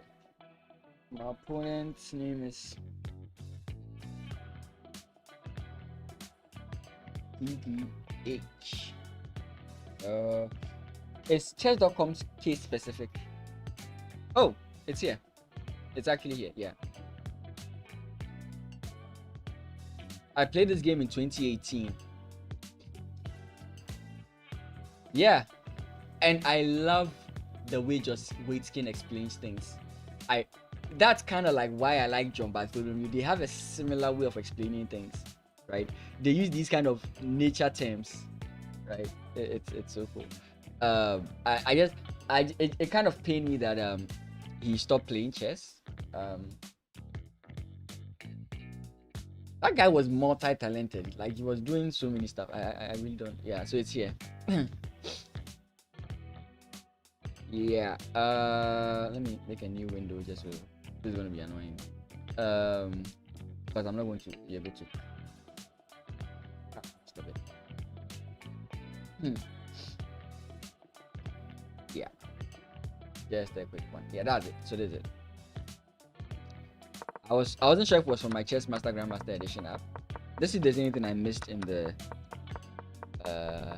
moves. If maybe I misquoted a move or something. No, everything is correct. Yeah, everything is correct. No missed move. Everything is correct. Okay. Yeah. Wait, what? Was it 30 minutes? I remember it was 30 minutes I used to play at those days. 10 minutes! Wow, that's crazy. I remember I used to play 30 minutes primarily when I was learning chess. Anyways, oh well. That's funny. So, yeah.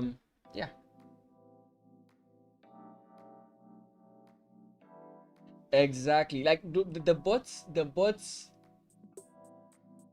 they seem to play. Sometimes when you play against the bots, they seem to play like 300 points above the rating that you are playing. Then all of a sudden at the end, then they start blundering for some whole reason, and it's like, so the blunders in the future are meant to make up for the crazy moves they made in the opening, you know? Yeah, but this is actually a real player. I don't know if he still plays chess though. I'm no longer. Anyone wondering? I am no longer this rating. It looks like I'm. Yeah. Is he still playing? Does he still play? Does he still play? Is what I'm looking for. Does he still play?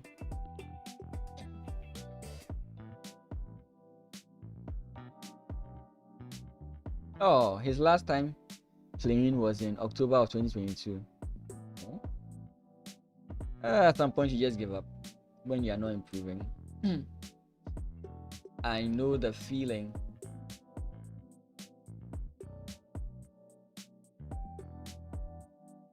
Why did I go to member?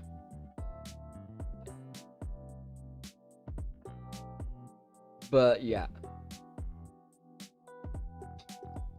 Let me get my my stuff. Okay. So back. Sorry about that. Yeah, so he was 1300. I was also 1300. But I think this is almost impressive for a 1300. It's just like a few technical errors, a few move order errors, but ultimately, even if the best moves were played, I think the best moves were played. Even if certain like things were taken into consideration, black was still better. And the reason again is from not to say that I haven't lost games in this line, sorry. Not to say I haven't lost games in this line, but ultimately you don't want to give this to your opponent. Right? The Scandinavian struggles with, oh my goodness. Why do these, are they not tired of coming to this channel? I'm tired of blocking them, to be frank.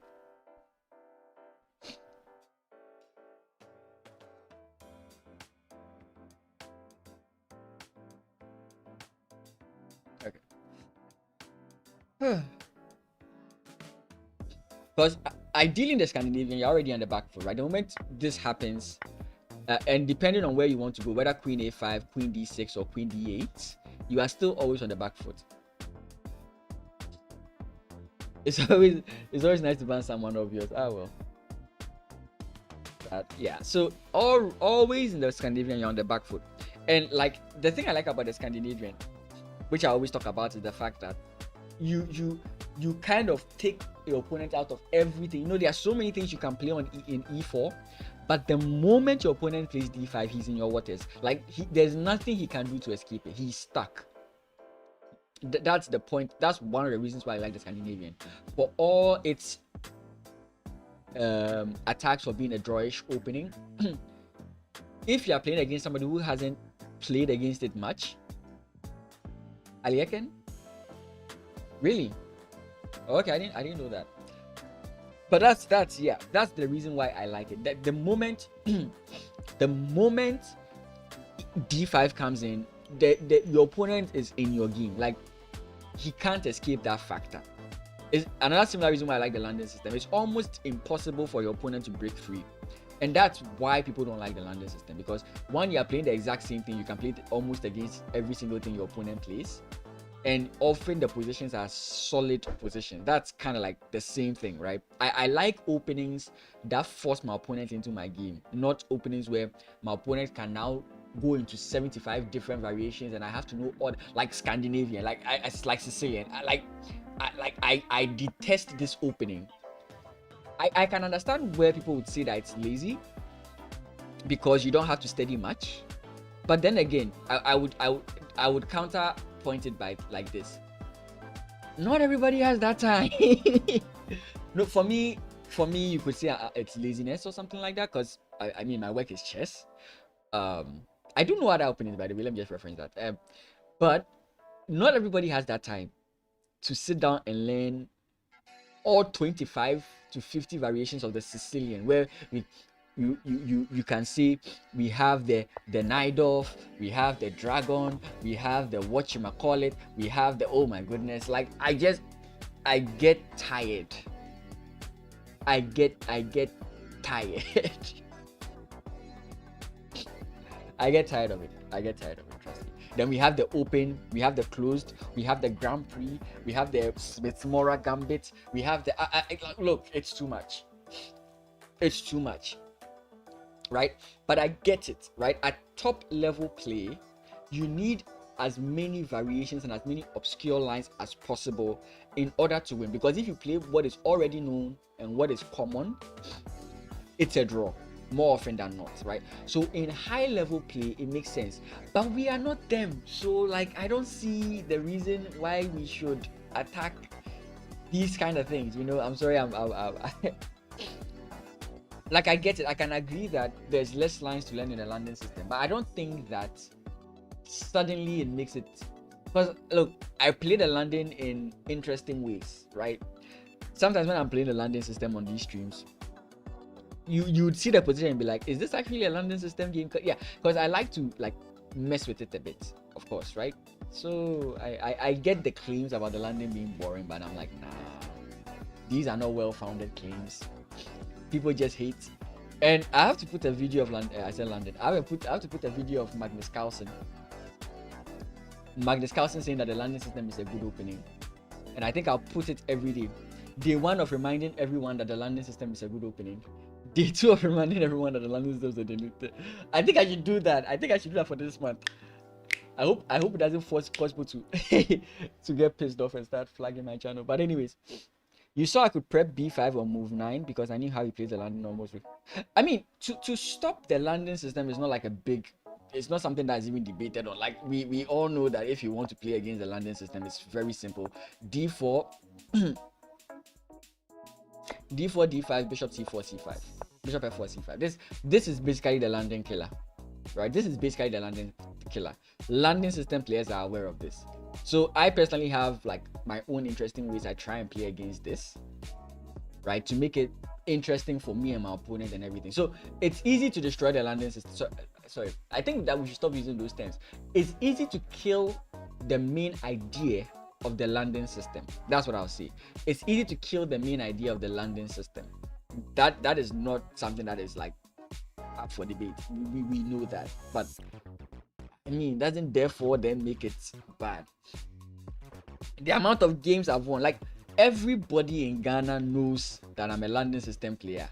One day I was playing a tournament, I sat on, the person was like, London, right? And I still beat them. Like it doesn't matter. It just doesn't matter. It literally does not matter. Right? The best you can do is, if we are equal level, we'll get a draw. If you are slightly better than me, of course, which most people are, especially in the end game, you beat me in the end game. But other than that, Look, if this channel becomes popular, the landing system hate is going to end. You want me to play things like that with the Alien Gambit? I'm sorry, I'm not with the Alien. I can't play that stuff. Yeah. So okay, so that was this game. It's now time. Please don't leave the stream. Do not leave the stream.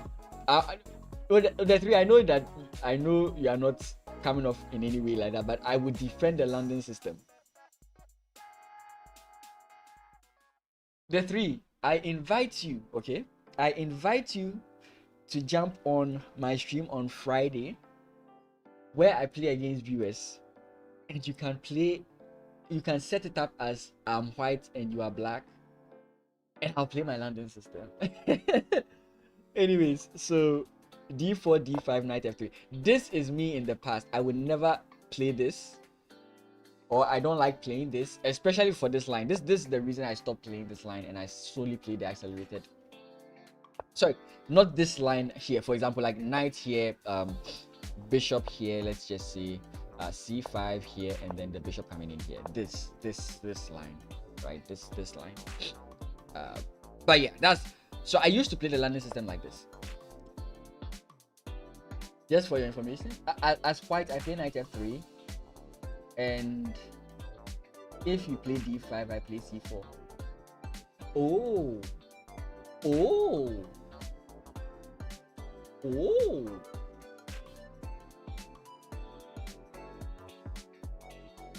That is interesting. You know, I realize why sometimes I used to always wonder why people start with the knight instead of the pawn, but it's so flexible. Like, it's so flexible because there are so many positions where the knight is on f3. So if you start with f3, it's so many things your opponent can play. You can't really pinpoint it, and that's what people like, right? They like it when they are not predictable in the opening. So yeah, that's nice. You can transform into so many things from there. That's interesting. Yeah, but then that would be assuming I'm playing the London as black, right? Yeah. I can just do what Magnus did with Vincent Keimer yesterday. I can just copy what Magnus did with Vincent Keimer, and we'll hope for the best. And in case anyone didn't watch it, it was knight f3, knight c6, this, all that kind of funny stuff. Yeah, that was basically what happened. Let's just leave these guys with their. Okay, so d4, d5, knight f3, knight f6, bishop f4, e6, right? So yeah, standard London system position. You know, it's funny. I stopped playing this, but if you've been in my stream recently, you realize that I've actually been trying to develop this specific variation. From like last year, I think last 2 years, whenever we have the steady stream, I used to build this line, and we've built it in such a way that it's an aggressive line where you just where you castle your king, you push your pawn. So it's basically like this. Some castle, some don't. Some play c5. You can go this way. Let's say knight. You can go this way. It depends. Like, the point is, you are going to go eventually. You are going to go this way and go g4, g5. Say wallahi, I'm not Arabian, by the way. I'm Ghanaian.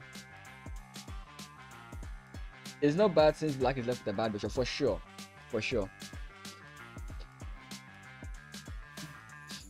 Yeah, so I don't know if I can say it well. So I said it, but I don't know if I said it well. So yeah, the point is this, and I have so many games where I've played this, and it was like chef's kiss, like mwah, woo, nice. Again, my move order here is not correct because you can immediately see that there's some problems here or something like that, of course. But there's like so many stuff. But anyways, I'm just trying to be entertaining with the London system. So we basically play that line as like an aggressive line. Knight to d2. Yeah, and I was wondering, like, why in this position did I immediately jump in here? Like, I'm aware that e5 is a move that I should stop, but right now e5 is something that my opponent cannot play. I have 3 defenders. There's no threats here, so I can just castle here, knight b to d7, and when my opponent gives me a considerable threat that he's going to push e5, then I can stop it, right? So for example, I can go castles here. Let's say rook here, knight bd7, knight bd2, sorry, c5, c3, knight here, and now I see that there's a considerable threat that he can push, pawn push. Again, I can stop it. There's no fear here. Queen comes in here. I can play g3. Like, there was no need for me to immediately jump knight e5. I don't see the point in jumping knight e5 here. What? How have I used my phone for 5 hours already? That's crazy. I have a timer for my apps, and I can only use my apps for 5 hours, and it's just 11. It's almost 12, and it says I've used. Oh, that's crazy. Takes Okay. Okay. Huh. All this would not happen with me today. Like this night move just didn't make any sense.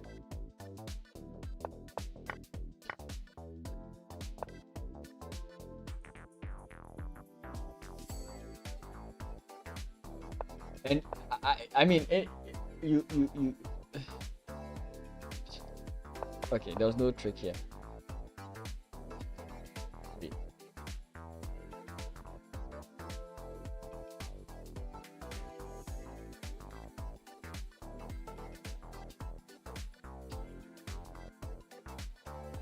Can we play 4?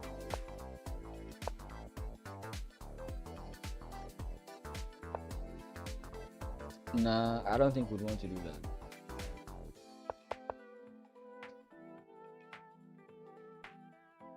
I'm kind of thinking about like my opponent wants to free his bishop, so maybe I'd want to go this way, but it doesn't work. Okay, so queen here targeting the square, pawn push. Now we jump in here. Okay, we did do that. Queen comes in check. Huh. Uh-oh. Why not here? Why did I not play this move? What was I afraid of? I didn't want to double my pawns. Oh, classic beginner chess. Again, don't.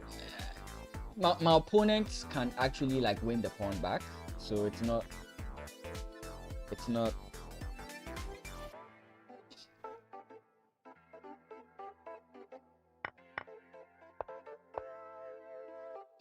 Queen takes f4. So wait. So basically, what happened here is that I valued this pawn over this pawn.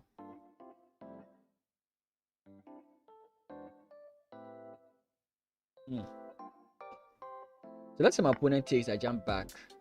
I don't know.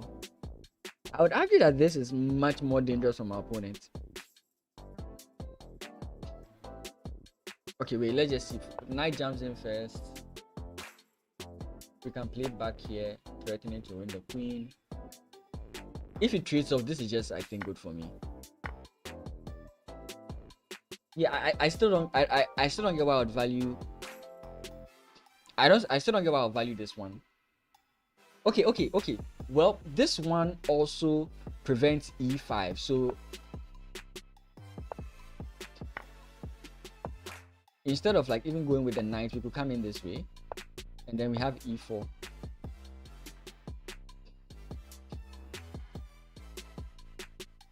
Yeah, because in this case, if we go queen d8, it doesn't help us because of this. So let me see. Oh wait, I could do this.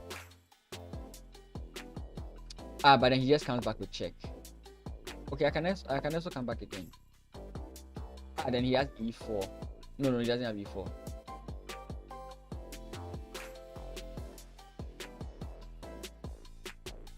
Queen takes.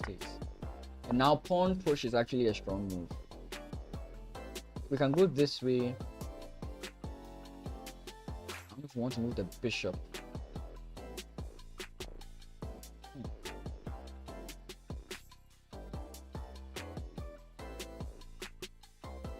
I'm wondering if I saw all of these moves in the past. Like, I wonder if I saw all this calculation.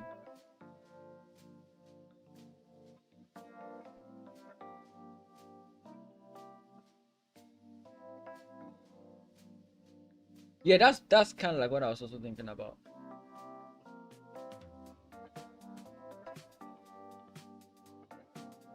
But I wasn't sure. Like, would I want to block this, or would I want to like do something like this instead?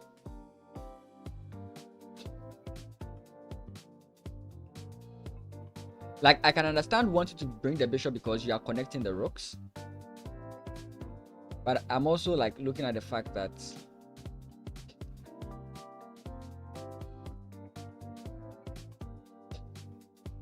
Rook b1. Sorry. Here takes here. Rook b1. Here. Double. Here.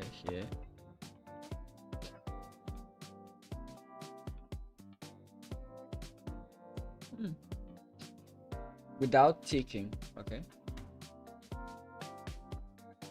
Rook b1.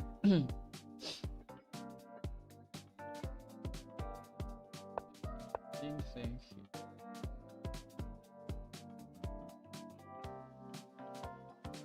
I don't know. It's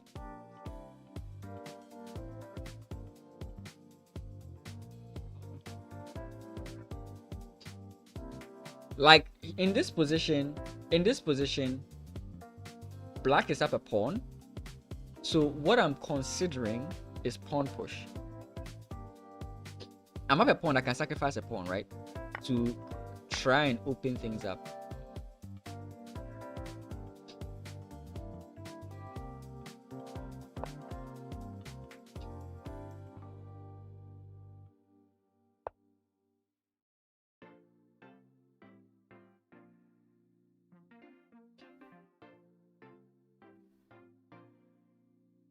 Because if you say that after this move I'm going to castle,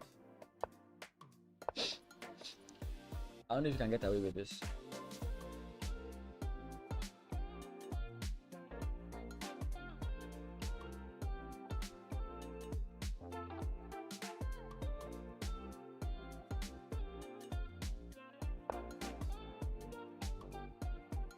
No, knight e4 here doesn't work.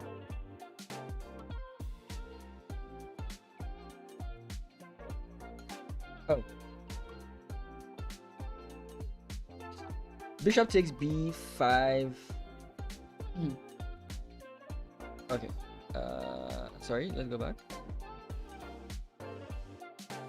Wait. Bishop takes b5, knight d4. Wait, sorry. Sorry. I know. Sorry. Pawn push here. So here, rook comes in. Pawn push. Bishop takes. Because if you take, I take the rook. Bishop takes. Knight takes. Wait, bishop takes knight d4. Bishop takes knight d4. Because now we come in here as well.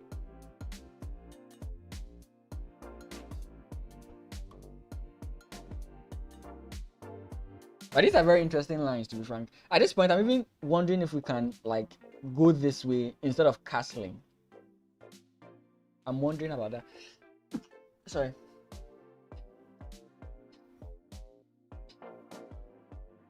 I will type of knight e4 instead of knight d4. Oh boy.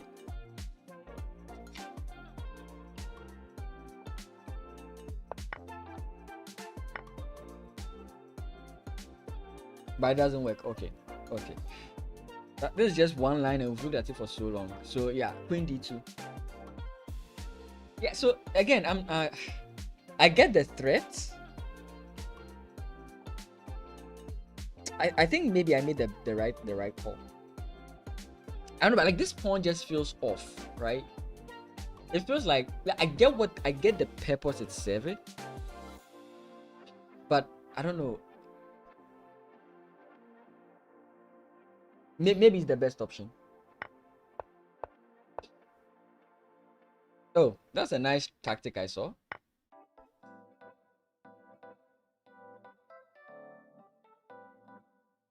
Maybe thought queen takes c5, rook c1 now.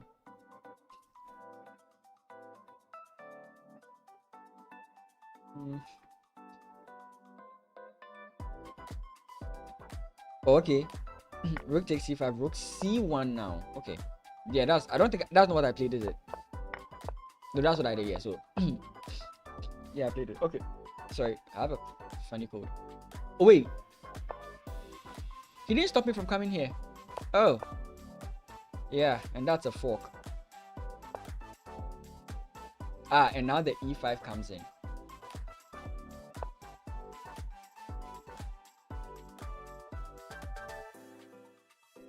I think here you just have to castle. You are winning the rook still, so you just have to castle. If your opponent plays pawn push, I don't know, you can do something. Yeah. Knight saves himself. Pawn takes, queen takes, and we win the other guy. We could even just bring the rook in if we wanted to. And all of a sudden the position just changed in my favor. Wait. It's simply because of what my opponent played here. This shouldn't have happened, right? This shouldn't have happened. It's what he played here. Right, because from this point everything just went downhill, because knight here, he plays this at castle, and then now at this point everything just goes down. Threatening check, maybe blocked it, traded off. 1 2 3 4 1 2 3 4 1 2 3 1 2 3. Okay.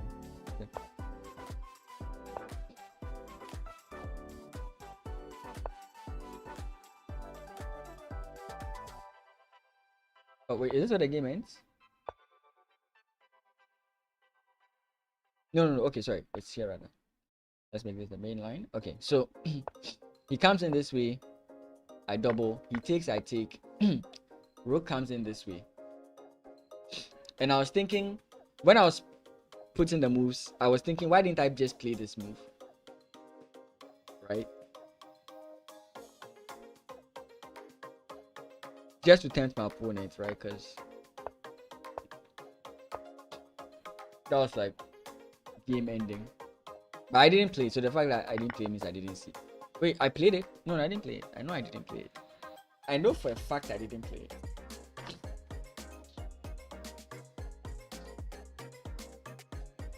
it. $31.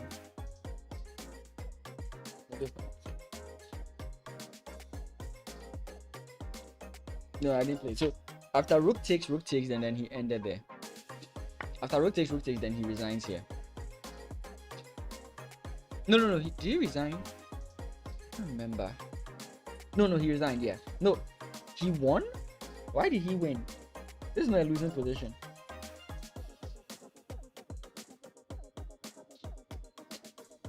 That's interesting. Yes, I lost, but this is the last position I have written down. It ends at rook takes e3. It ends there. So I don't know. That's also another interesting one. Okay, so let's look at what I said. There's so many.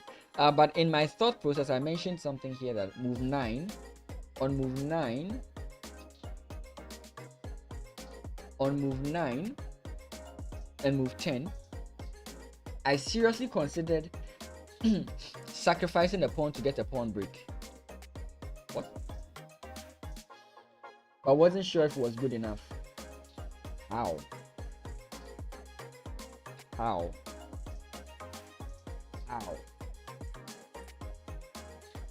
What? Sacrificing a pawn to get a pawn break? How?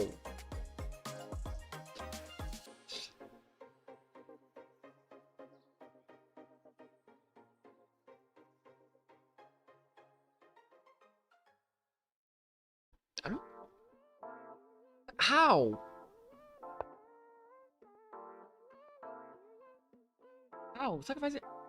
How? No, but it doesn't work. Yeah, my kid is still in the center. So like move 9 doesn't make any sense. Okay, move 10. Move 10? I still don't... What is this guy saying? G4? Move 9. Instead of playing C3, G4.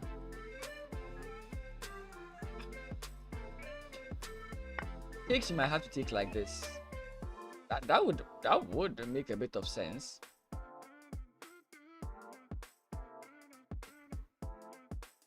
But I use the 10 pawn break, so that means I'm looking at this move. I'm looking at F5. So yeah, G4 maybe. But again, my opponent would have to capture the knight here, so I can't just for sure say that that's what he would do.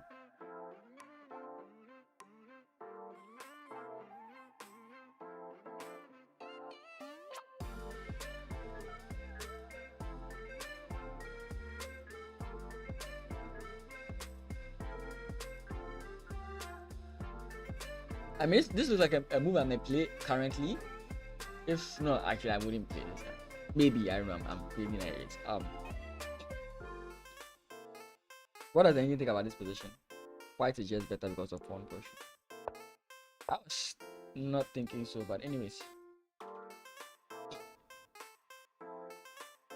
So that's what I said. But on move 9, I've written. But on move 9, from what I've written here, on move 9, I've written f3. Sorry, so c5, I've written f3. Oh, no. I mean, we are trying to figure out what this idiot was saying, which is me. We are looking at my old games, and I don't understand what I mean by pawn break. I've written f3. Okay, I give him this, I play f3. What? What is the benefit of this? What does this do? Let's just watch and see if the engine disagrees with me. Please, engine, disagree with me. Thank the Lord. I didn't want it to look like old me was a genius. Like, this doesn't make any sense. I don't know what I mean by f3. F3 makes no sense here. F3 makes no sense. That's literally what I've written here. That's my consideration here. F3. F3. What does F3 do? He must have been tired when he was writing this, because there's no way this makes any sense. Then wait. Okay, wait. 9. Okay, let me see. Move 9 again. c3. D takes d4. No. So here it's saying d takes c5. Knight takes c5. And then what? f3. Bro, what? I didn't listen to him. If I good enough. Let me just let you know. Whenever I was told don't do something in chess, I wanted to prove that it could be done when I was like beginning in chess. So everything we were advised not to do, I was doing them. So for example, sometimes I would capture this way instead of capturing this way, just because I felt it was cool.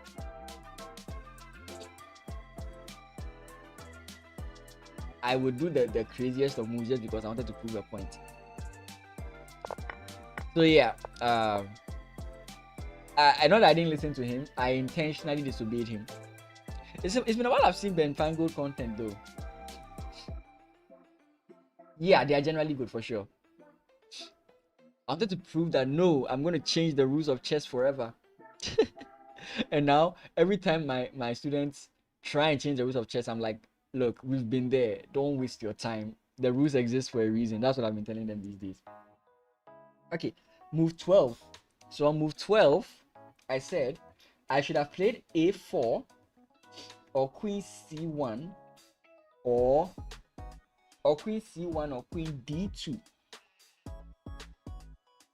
or even bishop to e1. Okay, so wait, I'm saying that in this position I should have played a4. a4 is not a bad move, but the implications of a4 is what I'm not so convinced about. I don't like the fact that the knight has to be defended by the queen. That's a problem for me, right? I don't like that factor. Right, so I'm saying that I could play a4, queen c1,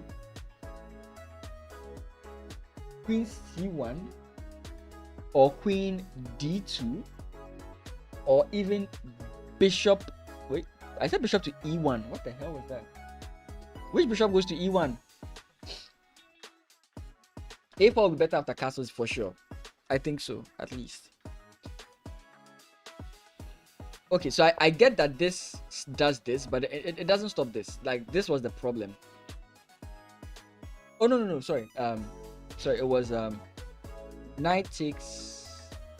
Then in this case, maybe I take this way, but let's say takes here. The exact same thing, right? This was the issue.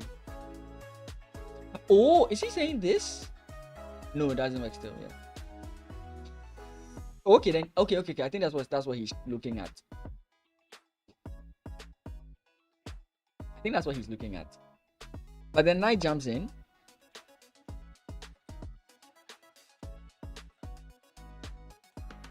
And knight jumps in. I think you'd have to take.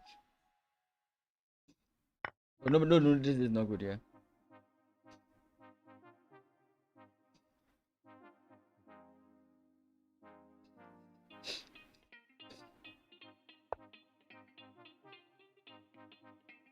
That was it. But from what I've written here, I evidently settled on a4. I think the engine would agree with a4, to be frank. Yeah, the engine agrees with castles or a4. Yeah.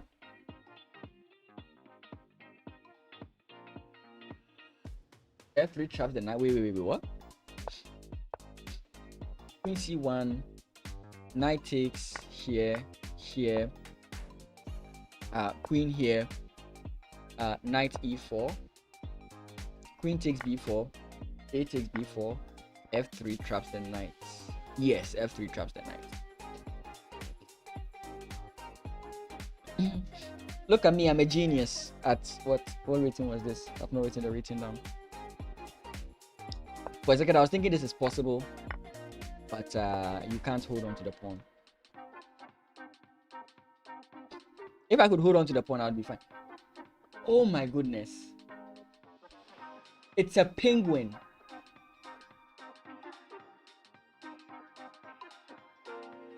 He liked trapping nice. That's why I saw it immediately. The 3, I just realized your profile picture is a penguin.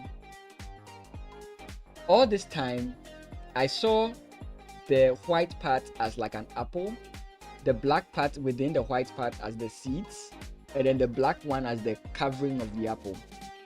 I just took notice of the yellow nose and realized it was a penguin. Story of my chess life. I don't see the moves. Then what else did I consider? Move 19.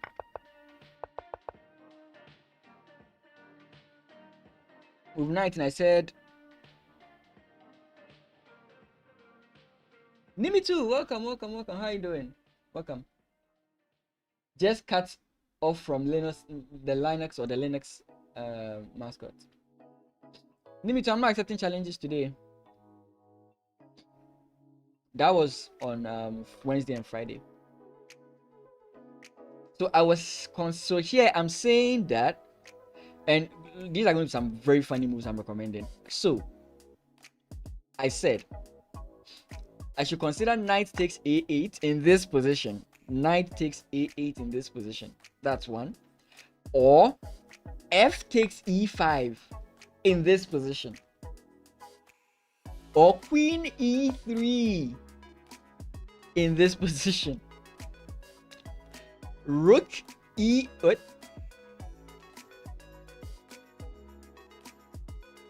And then castles in this position. Can you imagine?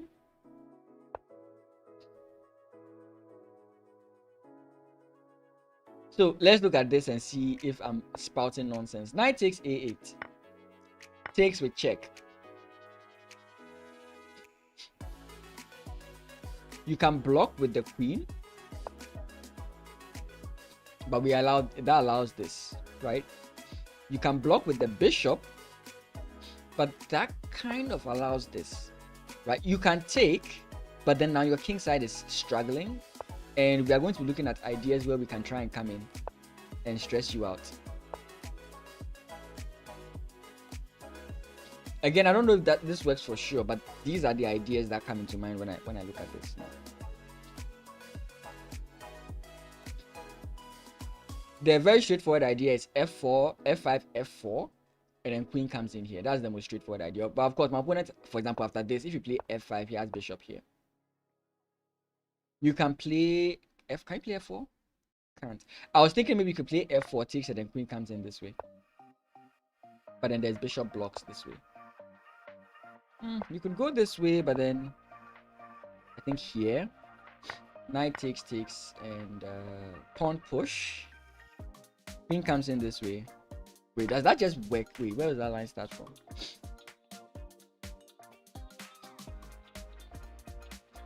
Okay. It says queen f6, but I'm saying this move. Bishop back. Pawn push again. Oh! I'm so done. Forget everything I said. I was so focused on the attack, I didn't even look at the fact that the queen was hanging. Yeah, okay, forget about that whole line. Okay.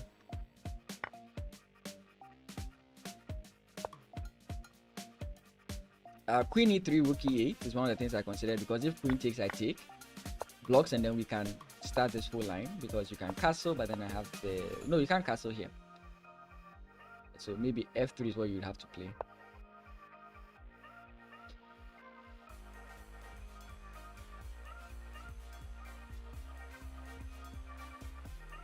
Forgetting that this guy is surviving.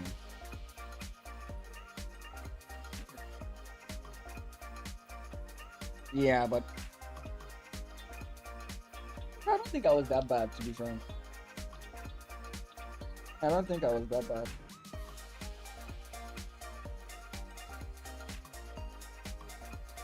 I don't think I was that bad, to be frank. Okay. I mean, there's more to go into, but I'm sorry, guys. Whew. I have to stop here.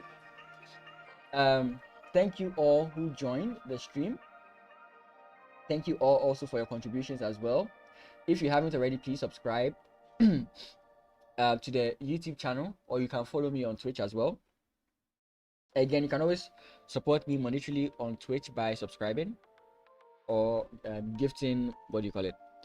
PayPal doesn't work in Ghana, so you can just like gift, what is it called, credits and all those things. So it's either you sub or you do the shares and all that kind of stuff. But if you are in Ghana and you are not aware, one of the biggest tournaments in Ghana, which is the President's Cup, is happening 26th to the 28th of the month of June. So if you'll be taking the vacation in Ghana during that time, if you'll be traveling to Ghana in that time and you're a chess player, the details are on the screen. I'll be playing, so if you know me, you can see me there. I would love as many of you to register as possible, so I can take your rating. That's the only reason why I want you to register.